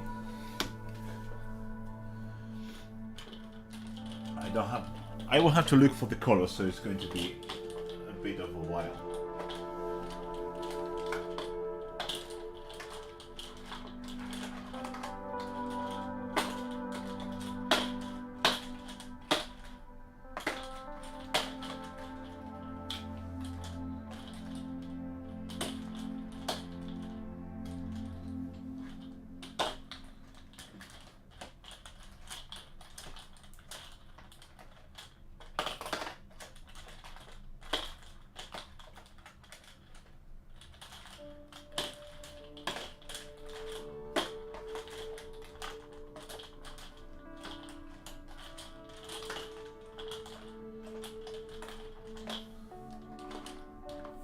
Here it is. Wait, I have them.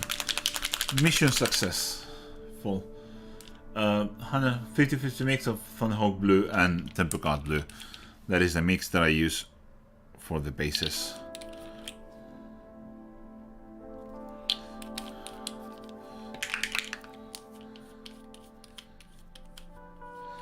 Oh, Chelsea asking, do you listen or watch something while painting? Yes, I have a couple of YouTube channels that I know I can watch while I'm painting, and I'm not going to miss anything that I really enjoy.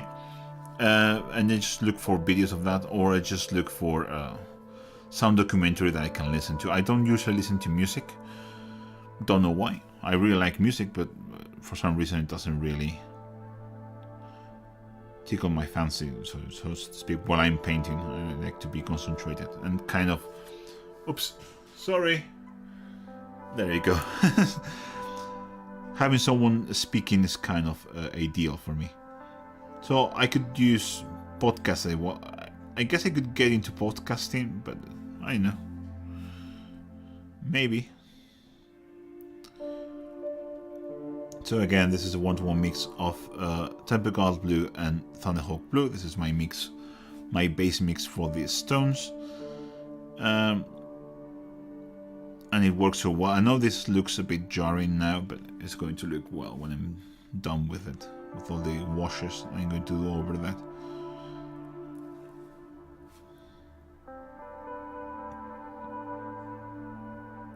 Very careful around the little bats.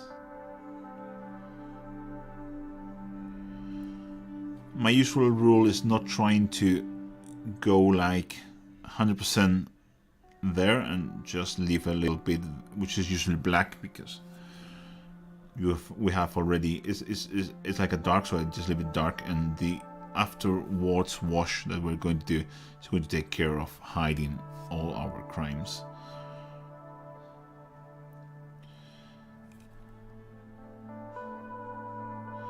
Oh, I forgot a claw there, so I'm going to paint now. This little claw we forgot. I just saw it. These minis are so tiny. Another claw there. I'm just going to pick them up using gray sear. I'm not going to bother with skeleton horde or anything like that.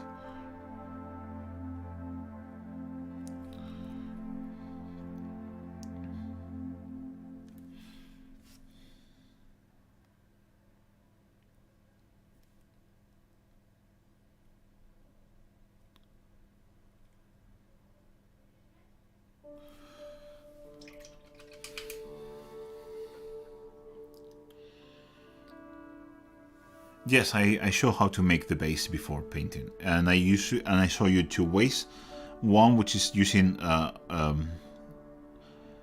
product that you can buy, which is made by Spellcraft, where the the sponsors of that video, and I usually show you how to sculpt that using green stuff. In case you don't want or you can't buy because you can afford it, you have a way to making them using just basically any putty. So these stones are now base coated, and I'm going to paint the earth with Thunderhawk blue on its own. Focus on me again. There you go. And this is Thunderhawk blue. And I know I'm not going to care too much if it overlaps or something. I should have probably started with this and then move into the stones, if I'm honest. But I forgot. So yeah, doesn't really matter.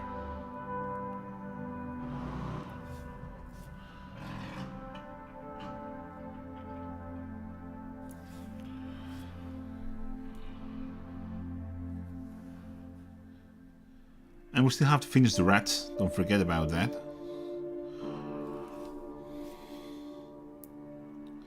So once I do this, I'm going to finish the rats like super quick, because they are super quick to paint. And if I'm not too tired, I'm going to finish this base if it's all dry, because it does take a while to dry.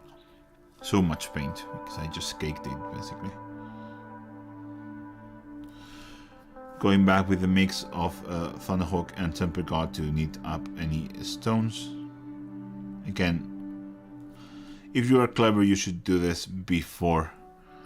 You should do the earth before the stones, but there you go. Okay, let's move into the rats.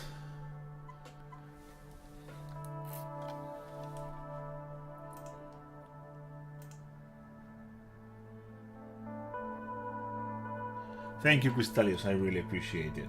So, oh, 2 hours, 20 minutes. That's a record for me doing live streams. and honestly, I'm having a fantastic time. So, I'm going to start highlighting... Can you see the rats well? There you go. I'm going to start with the... as you can see, Mechanicus Under Grey is a bit as dark as the highlight tone. No, I'm not going to bother with Mechanicus, and I'm going to jump straight into. I'm going to take the smaller brush. I'm going to jump straight into Administratum Grey, and just going to do a very small edge highlight of this.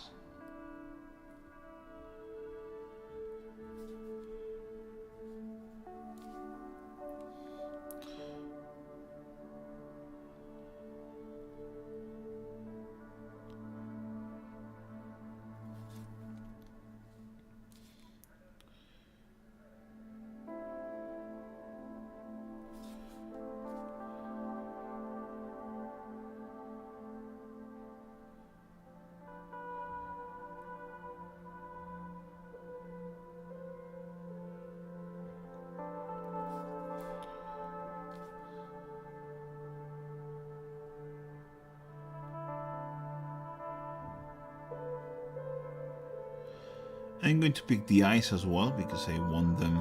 I will probably do a layer of red, so I'm going to pick them up with whatever highlight color you want.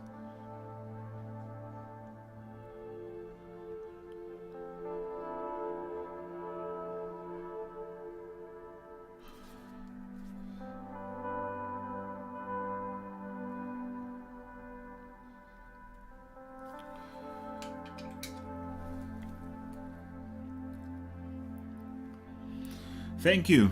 La Forge d'Eudren. La Forge d'Eudren. I'm guessing that is more or less how you pronounce that, if I'm not mistaken, which I can very well be, because I am horrible with French.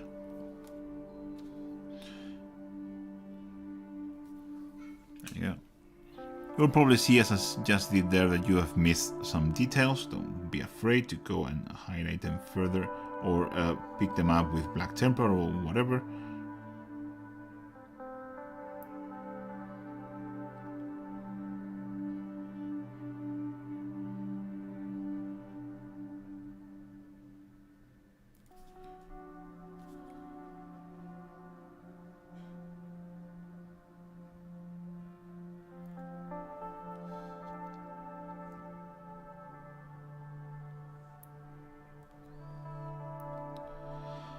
I think I might even use this gray for the black, for the brown rats. Yeah, I'm going to.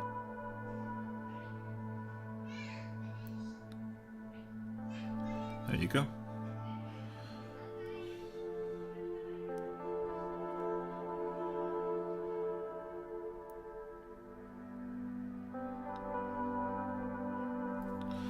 And again, I'm seeing more and more details that I missed with the Black Templar and with the other base coats. So again, going back, fixing the map and moving on.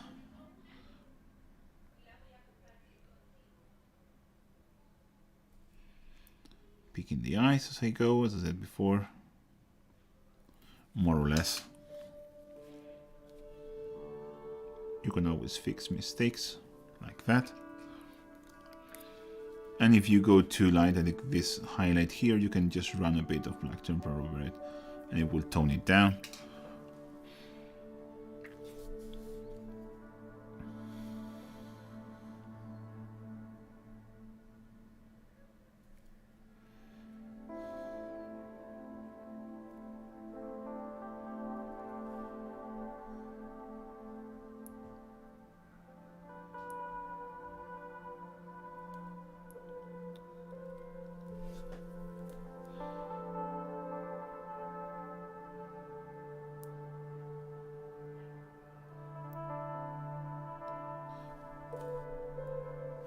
As you can see, I'm only bothering with the rats that you can really see.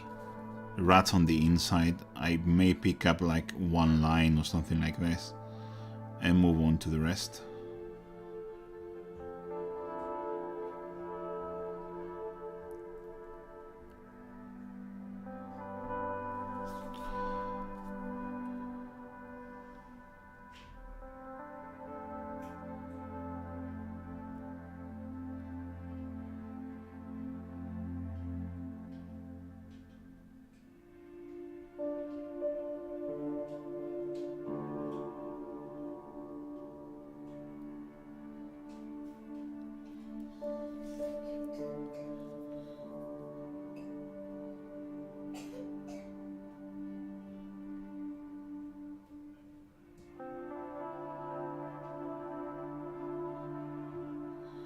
Okay, Crystalius wants to see the base on the bats. I will try, depending how tired I am, because believe it or not, spending 2 hours or 3 hours on something painting, it's quite tiring, especially when you're doing live stream, where you cannot really take a break or do other stuff. I'm having fun, but you know.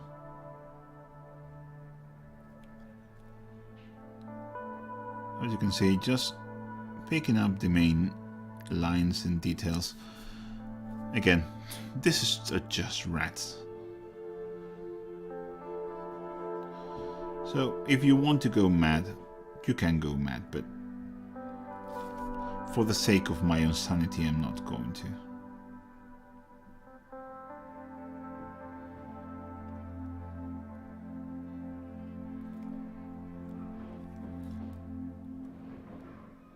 As I said, on the parts that you cannot really see, I'm just going to be very sloppy and just pick up like very prominent details and so on.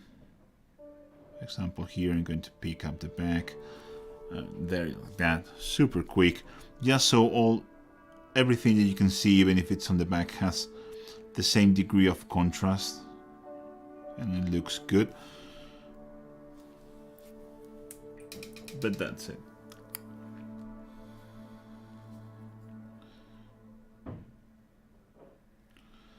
I just realized I missed one tail. That is quite important, so I'm going to pick up this tail with gray sear and I will later do a wash. I went super thick there, just so I don't have to do 2 layers.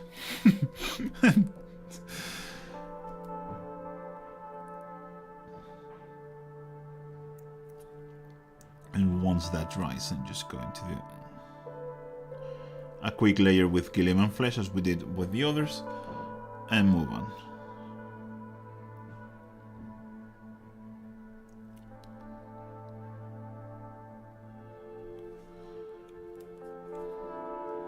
here on the inside, as I said.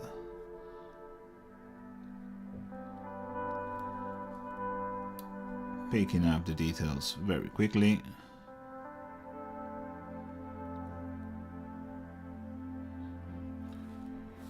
There you go. I think that's all the black rats with the first highlight. And for the second highlight, I'm going to take Grey Seer, which I ran out on the palette.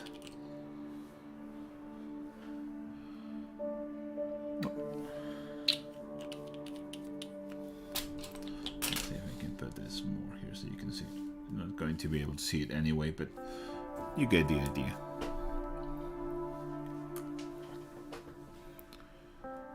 So we take Grey Seer, and I'm going to do very small dots of this. So first of all, I'm going to highlight the grey rats.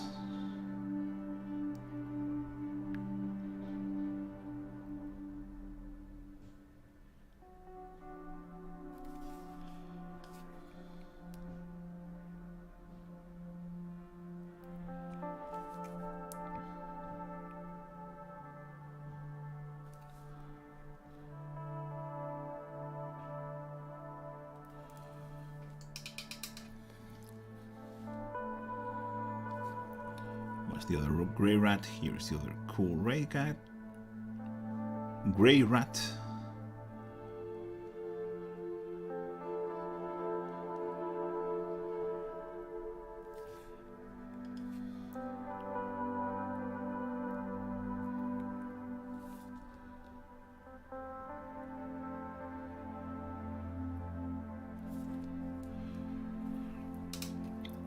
The top of this rat is a bit darker than what I wanted, so I'm going to kind of make sort of a glaze, and I'm going to lighten up this whole top section. There you go, super quick.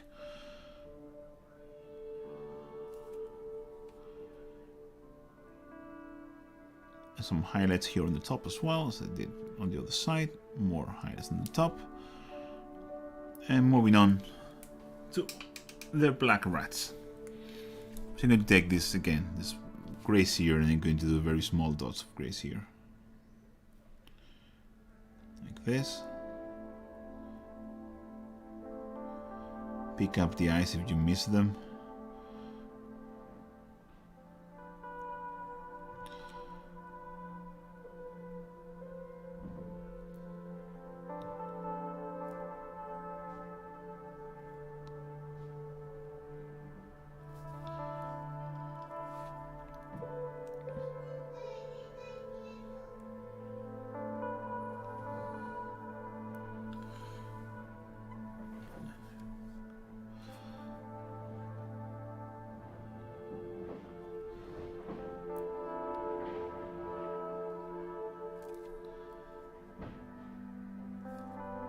There.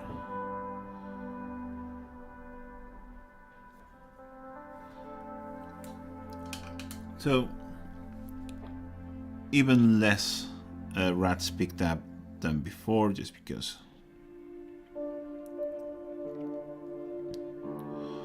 we are not going to bother with this on the inside rats, for example. But these ones that are a bit more prominent, I will. This kind of extreme contrast and no blending works very well for these very small rats, because it really makes all their details stand out. So you see I went a bit too hard on there, so I'm going to take Administratum Grey and bring that down a bit. And a bit of Black Templar and correct that. There you go.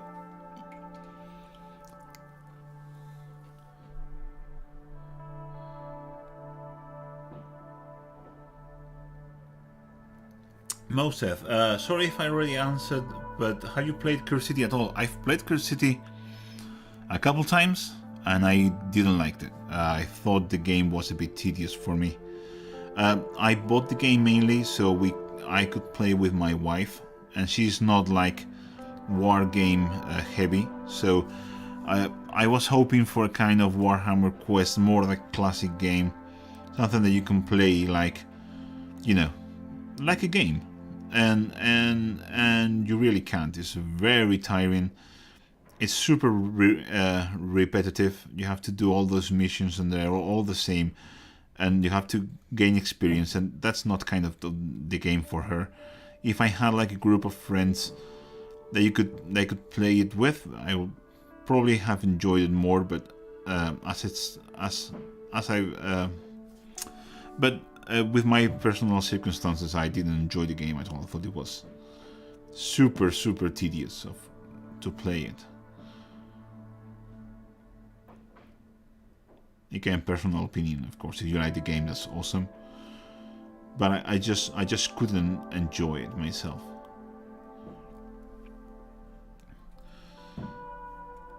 I think that's all of the black rats now done.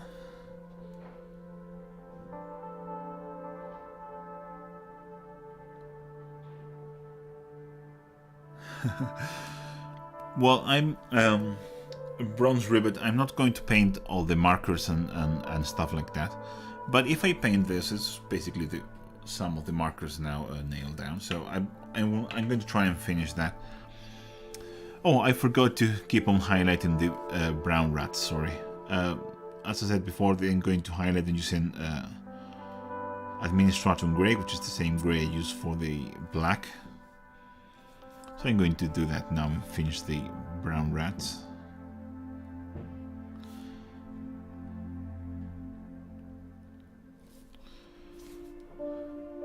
Oops. Damn. Hate that. Okay, there you go. So 2 brown rats done. We have another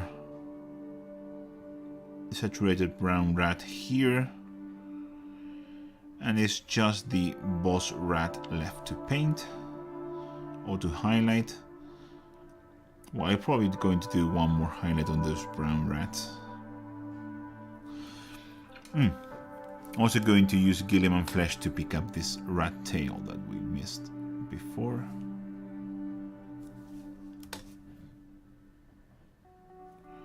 It's there. And yeah. I'm going to finish the brown rats. I'm going to take Gracier and again do the same dot of light here and there. I hope you can see that.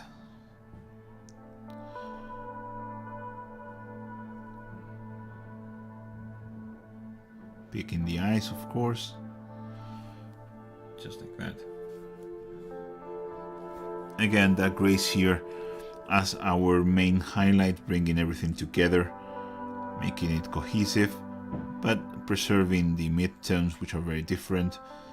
And I think it looks pretty cool, if you ask me.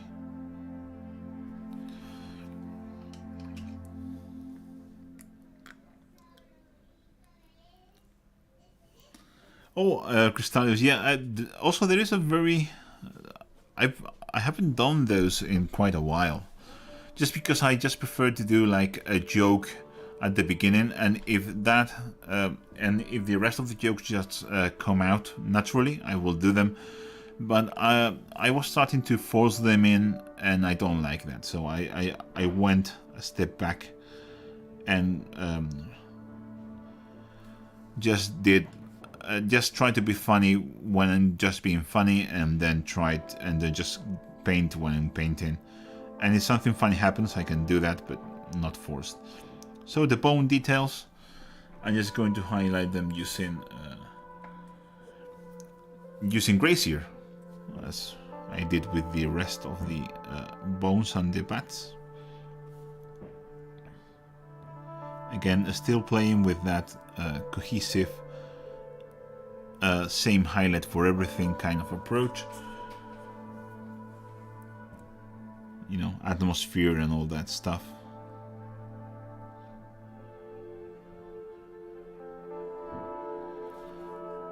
I could also use something like, it works very well for the Curse City Undead minis, and it's I don't have it here. Maybe I don't have a Dip King Flesh as your main highlight instead of Gracier. Also works very well.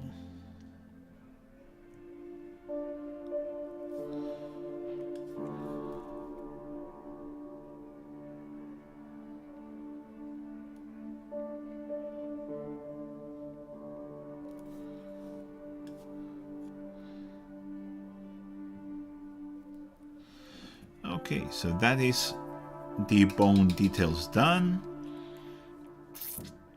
Yeah. And now I'm going to highlight all the fleshy details. I'm thinking something in these lines. Rock art flesh, I think it could work well. Maybe mixing it with Kislev flesh so we have a bit more saturation. I think that can work very well. Like a bit of best of both worlds. Danielle is asking, how did you learn color theory? Do you have a background in fine art, illustration, art history, or is it the virgin you picked along the way? Well, I did study arts when I was studying my what is now my job, so some of it comes from that, but most of it is just doing stuff. It's just painting and learning all that stuff just by doing, basically. I'm also probably one of those lucky people that just does that like inherently, like without thinking. Yeah, I like that. This works well for me.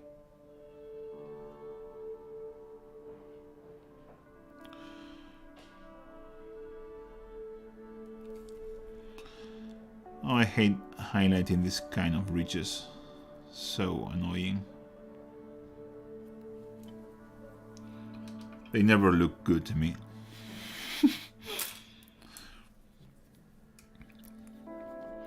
So again, this is a 50-50 mix of rock art flesh and Kislev flesh. For these little tails, I'm just going to pick them up like that.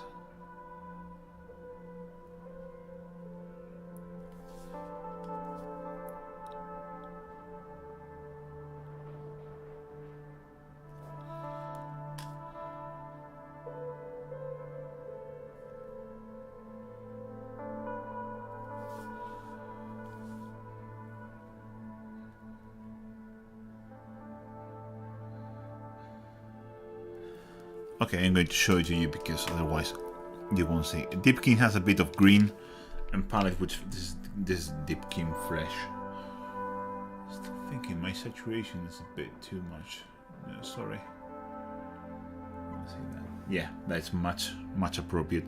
Yeah, this is Deepkin, which is a bit green, and palette which is a bit fleshy. It has a bit of red in it.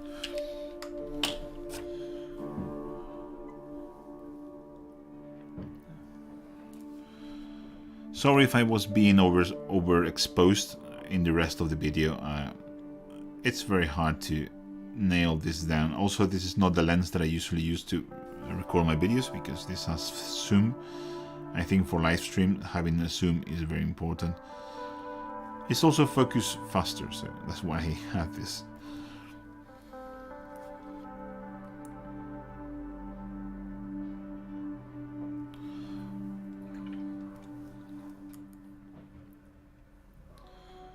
Oh, Cian, I love your heavy contrast videos. Just finished my 10 Orphan Watch and eagerly awaiting for your Basket video. Yeah,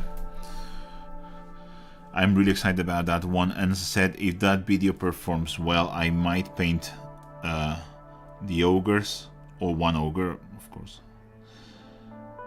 I might.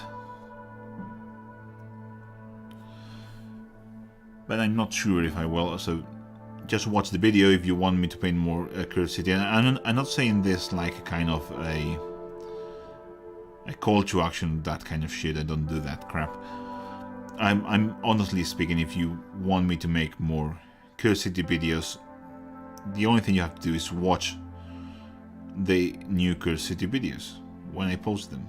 So, because then I know people want them, because if no one watches them, or maybe say, well, I will watch them whenever, then I'm never sure if people want that kind of content, or it's just or I'm just doing it for nothing, basically.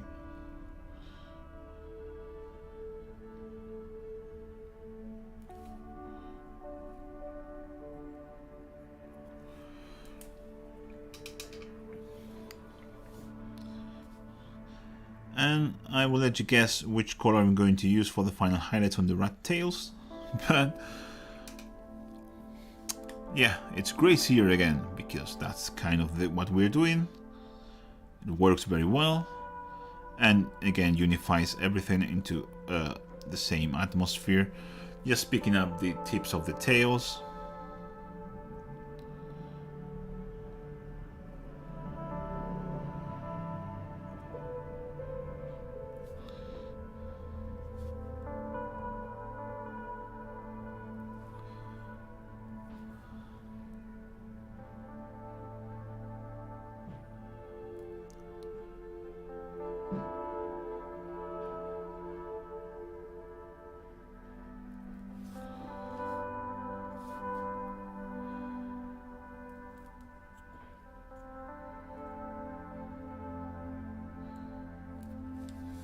Heroes maybe. You know what? I'm less inspired by the heroes than I am by the villains for some reason. There are a couple of heroes that I actually like, but most of them I just find them uninspiring.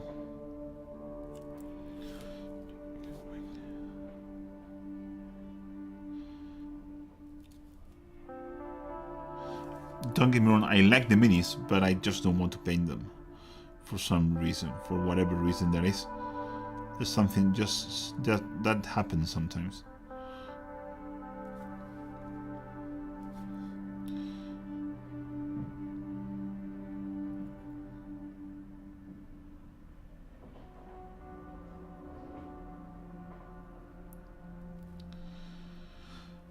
I think that is the rat tails done, unless I missed something, which I will probably have done.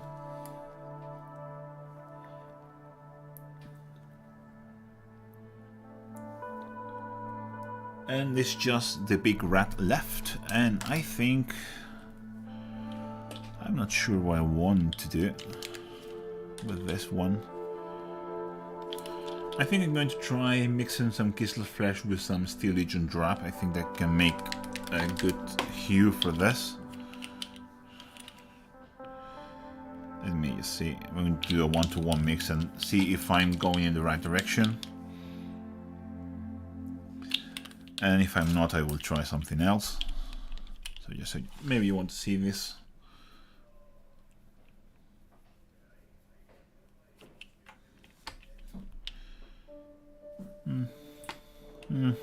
Not sure.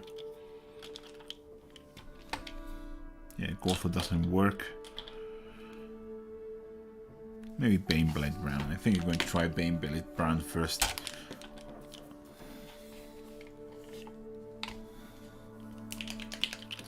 I need to put it here so you can see it.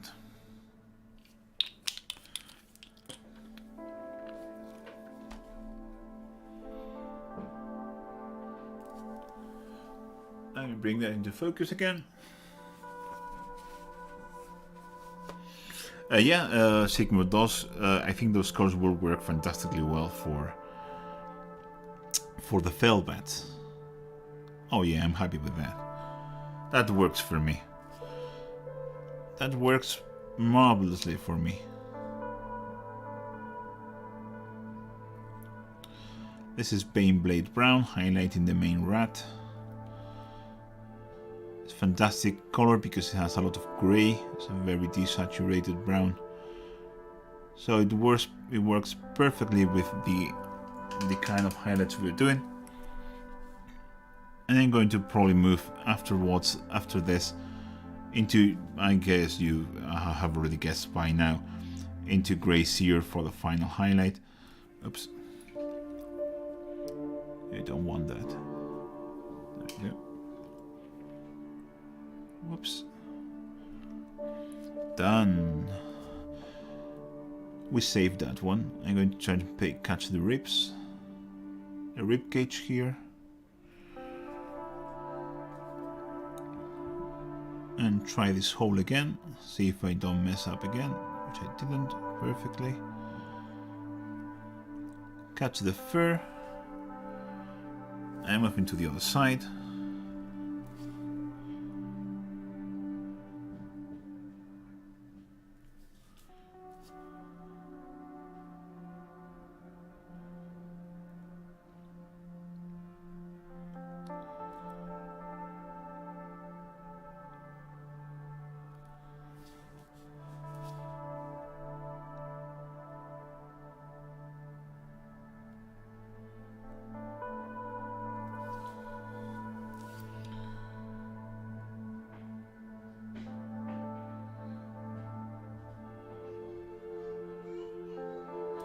Well, Hikma's asking tips for transferring your paints into droppers.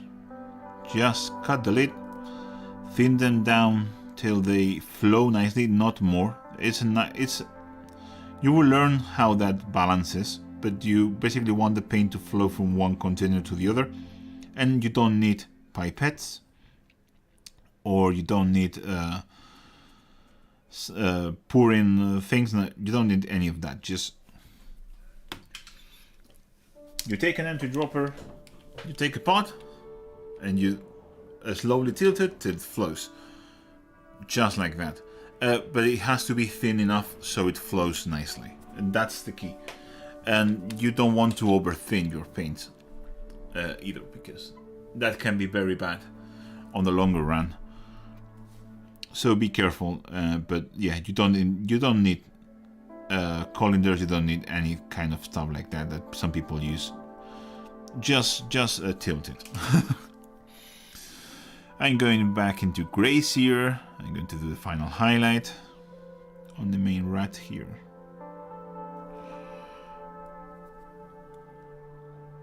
Just the final same dots of light as we've done on the other models.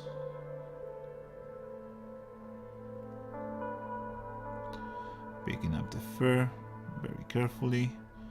This is kind of the main model of the rat swarm, so you want to be a bit more careful maybe.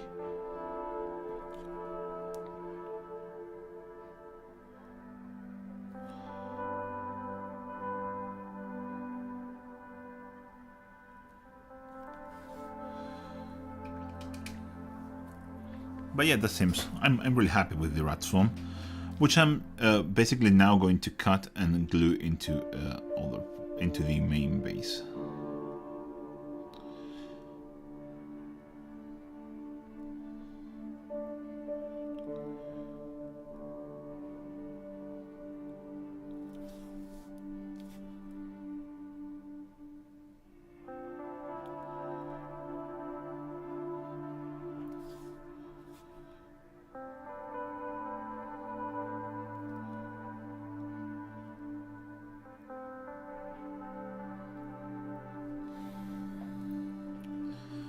And that's it.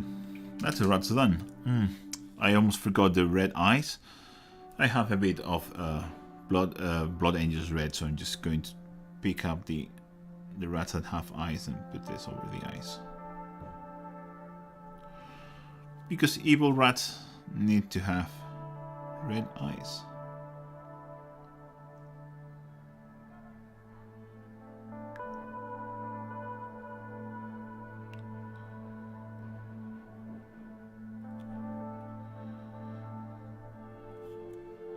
So now that is done. I think I'm going to highlight those eyes a bit with grey sear. Yes. Yeah, I like that.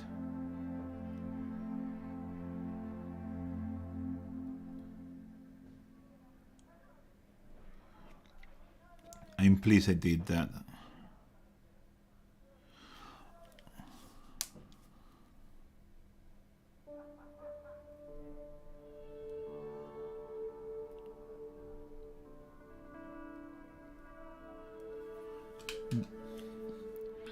I messed that up a bit.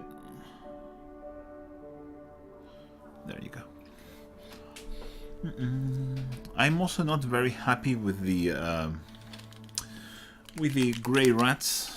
I think they need a bit more, so I'm going to take Kislev flesh.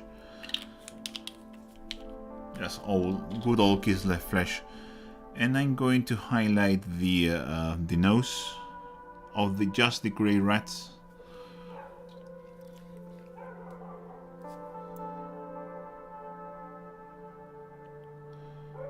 There, and the paws a bit.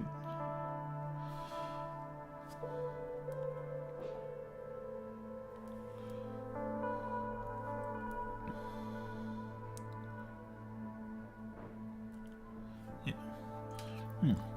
Also, I missed this eye.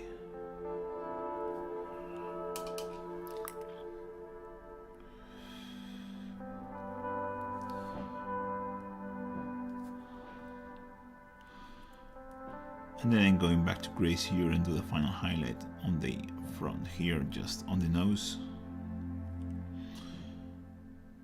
And catching the eye that was painted red.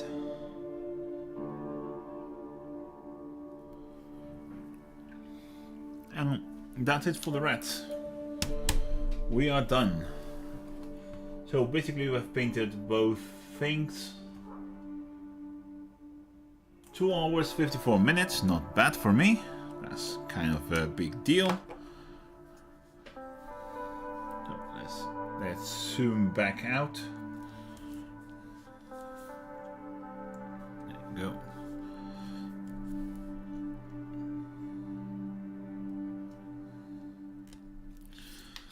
And I'm going to cut this peg, which you are not going to need anymore. That went somewhere. We have our base here. I need to find a place where the rats stand out well.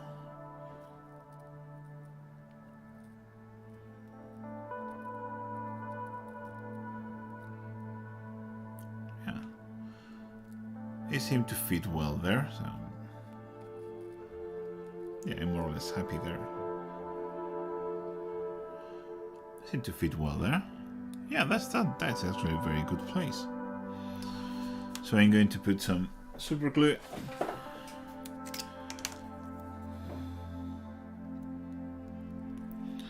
Okay.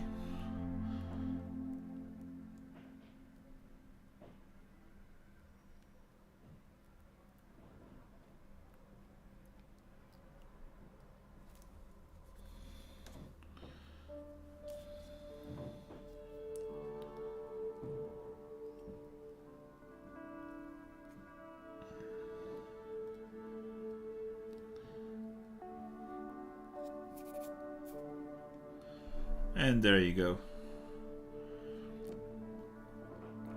One swarm of rats. Done.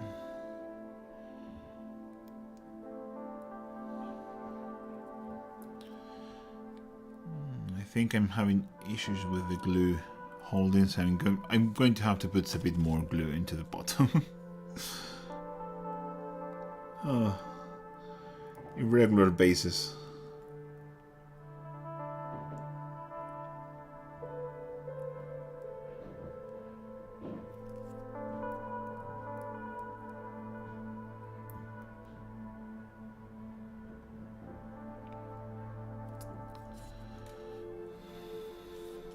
Okay, second try.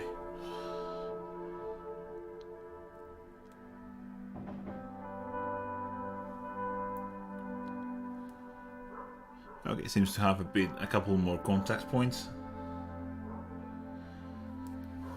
Daniel asking, do you varnish your models? If I'm going to play with them, yes. If I'm not going to play with them, no. Maybe ultra matte varnish, just if I want to put something like, turn something like really matte. But nothing, yeah. So rat swarm done. Yay! And now let's see if we can finish the bats. So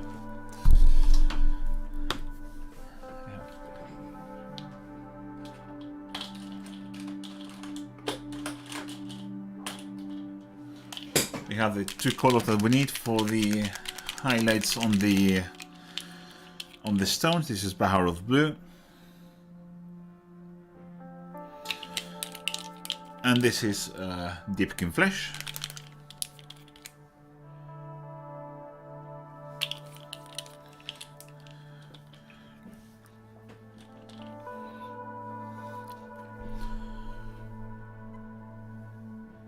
Focus on me.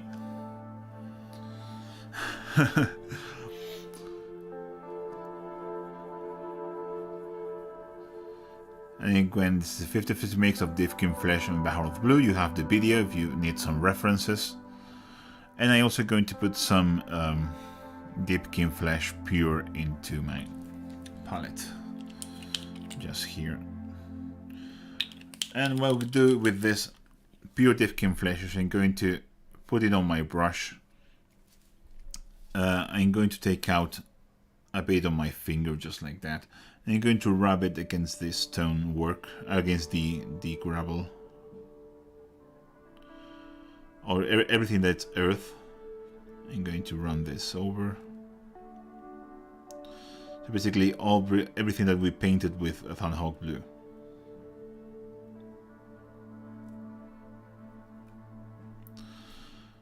This is a kind of an overbrush kind of work.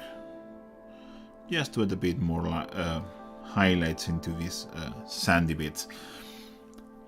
That's it. And now I'm going to move into the stones, and I'm going to pick. You need to choose one source, one direction that you're going to make everything. I'm going to choose this one, and I'm just going to place this.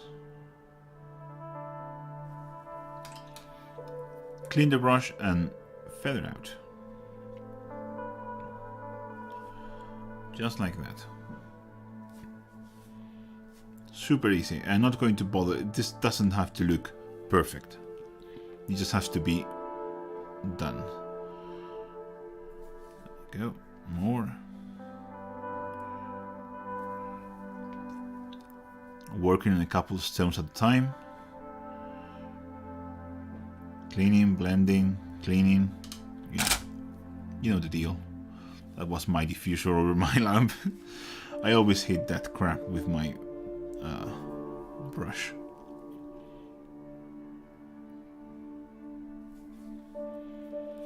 So again, remember the direction you chose your highlights to go in. Blend, blend, blend, blend, blend.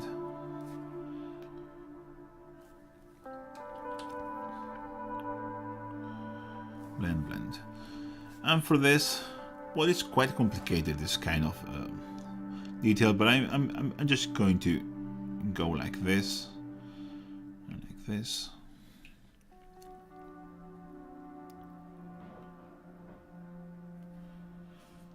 Kind of a highlight there, and I'm going to just pick up like the raised detail here. Maybe one highlight there. Or maybe I'm going to move it to the other side. Just like that.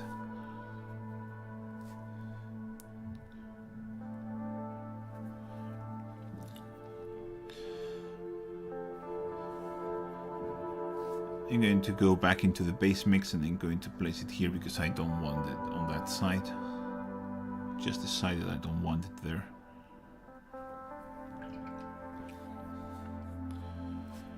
So going back into the highlight, I'm going to place it where I want it. Blend it again.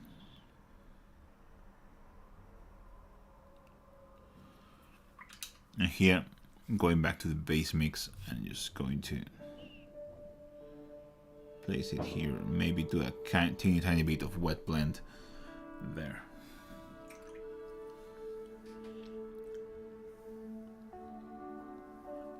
Yeah, you can surely do that with warm browns, but the main thing here is I'm later on going to do a lot of washing with this, over this to tint it and to.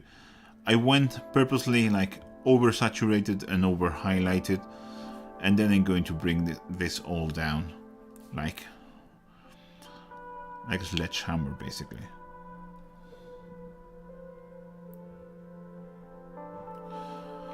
Okay, yeah. Again the same thing. Loosely blending, placing, loosely blending, and moving on.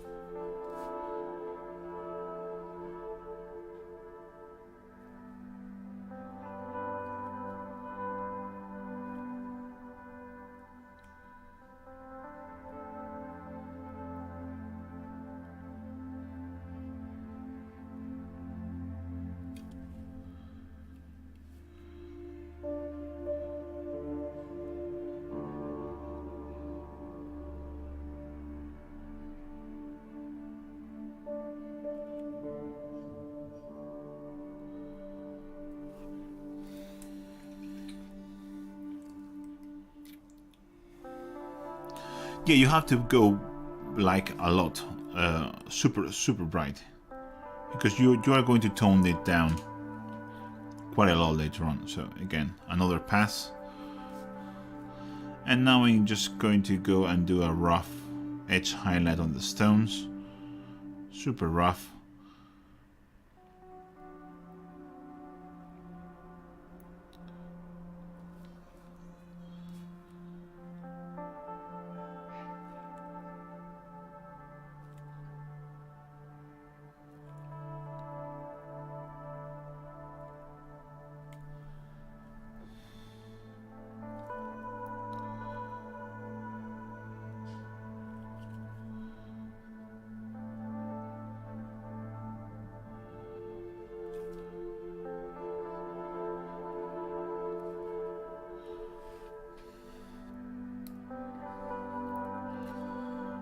Okay, I think this is almost ready now.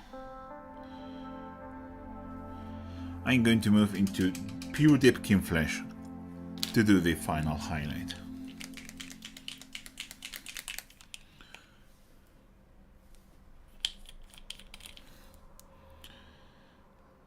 Oh, I already had Dipkin Flesh. Okay, that was a mistake.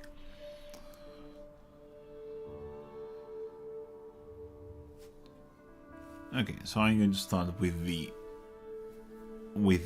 stones here in the base.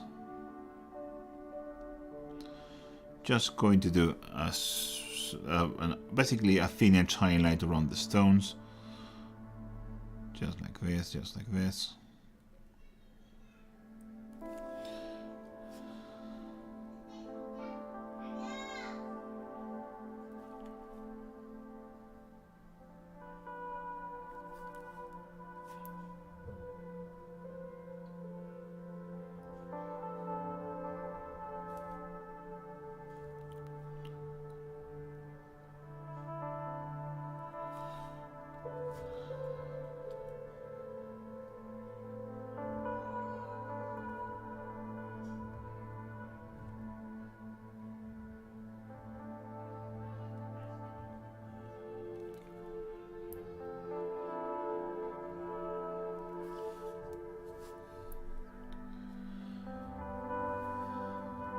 Okay. Now I'm just going to pick again all the features on this plinth or whatever this is called. This is super tedious. I remember doing this for the Bloodborne, and it was a pain in the ass. But of course, his column was much higher. So yeah, go slowly, pick all the edges with this Dipkin Flesh, and then we're going to wash everything to bring it all down to the hue that we want and the saturation that we want. Sometimes you want to go like overboard with your highlights, just because you know you're going to bring them down. Sometimes it's easier to go super bright and then tone it down than to go that muted color in the first take. See, I can do. Oh yeah, I can do a quick highlight with the side of my brush on those annoying details.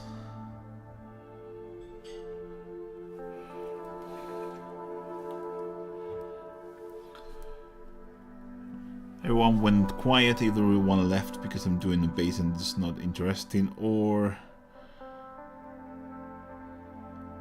maybe made everyone asleep.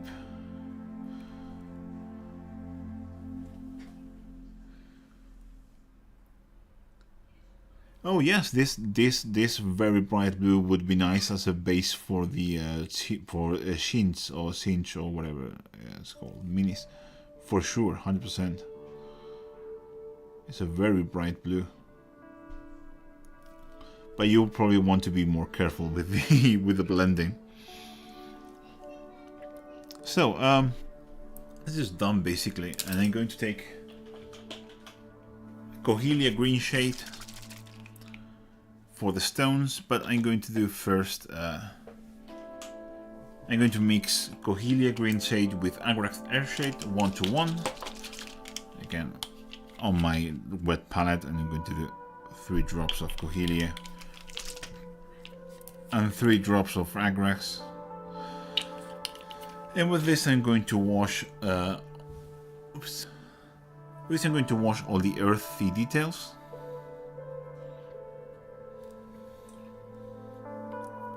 So all these sand type of details, like everything that we painted with Thunderhawk blue and then overbrushed with deep King Flesh.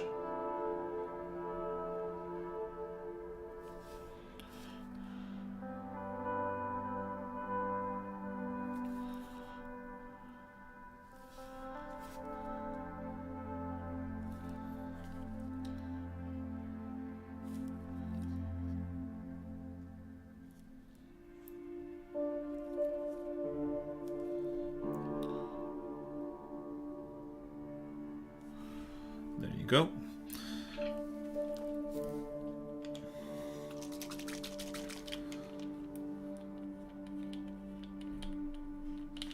Yeah, now is the magic step which will turn this very bright blue stones into what we want, which is Cohelia Green Shade over the stones.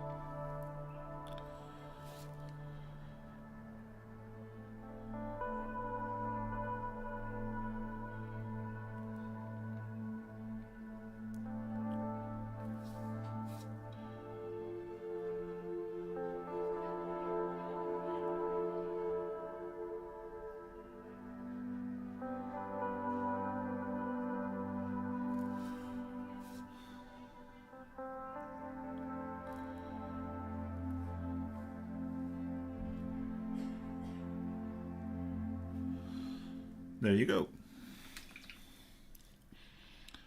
Absorb the excess and the column especially.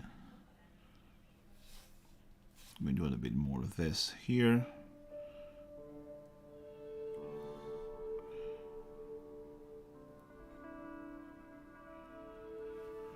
And there you go.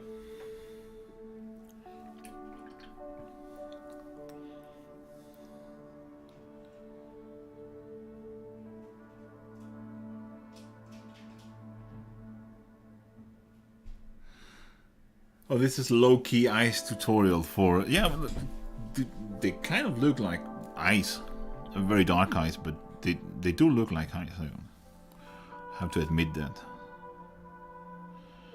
Okay, I will probably paint the candle later. What the hell? I'm going to paint it now. So I'm going to take. This is too light.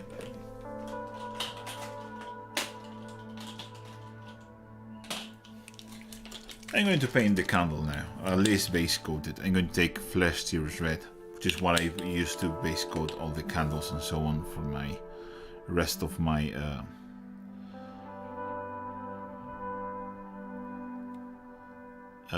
Curiosity models. I kind of like this red.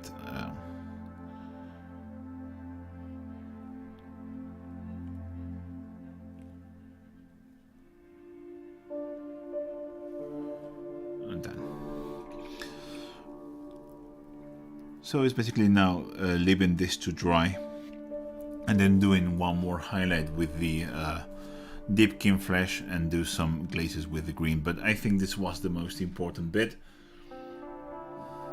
So guys, we've been here for a very long time. I'm really tired, so I'm going to leave these 2 minis here that we've painted, and I'm going to say goodbye because I'm really tired.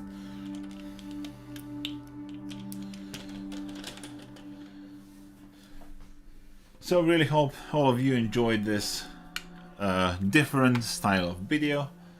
I will let you know if this performs well, and thank you very much all of you that stuck here from the very beginning. I really appreciate it. It's been quite awesome. It has its ups and downs, but overall very happy. So guys, again, thank you very much for watching. You will have this video to see whenever you want, and as always, I'll catch you in the next one. Bye.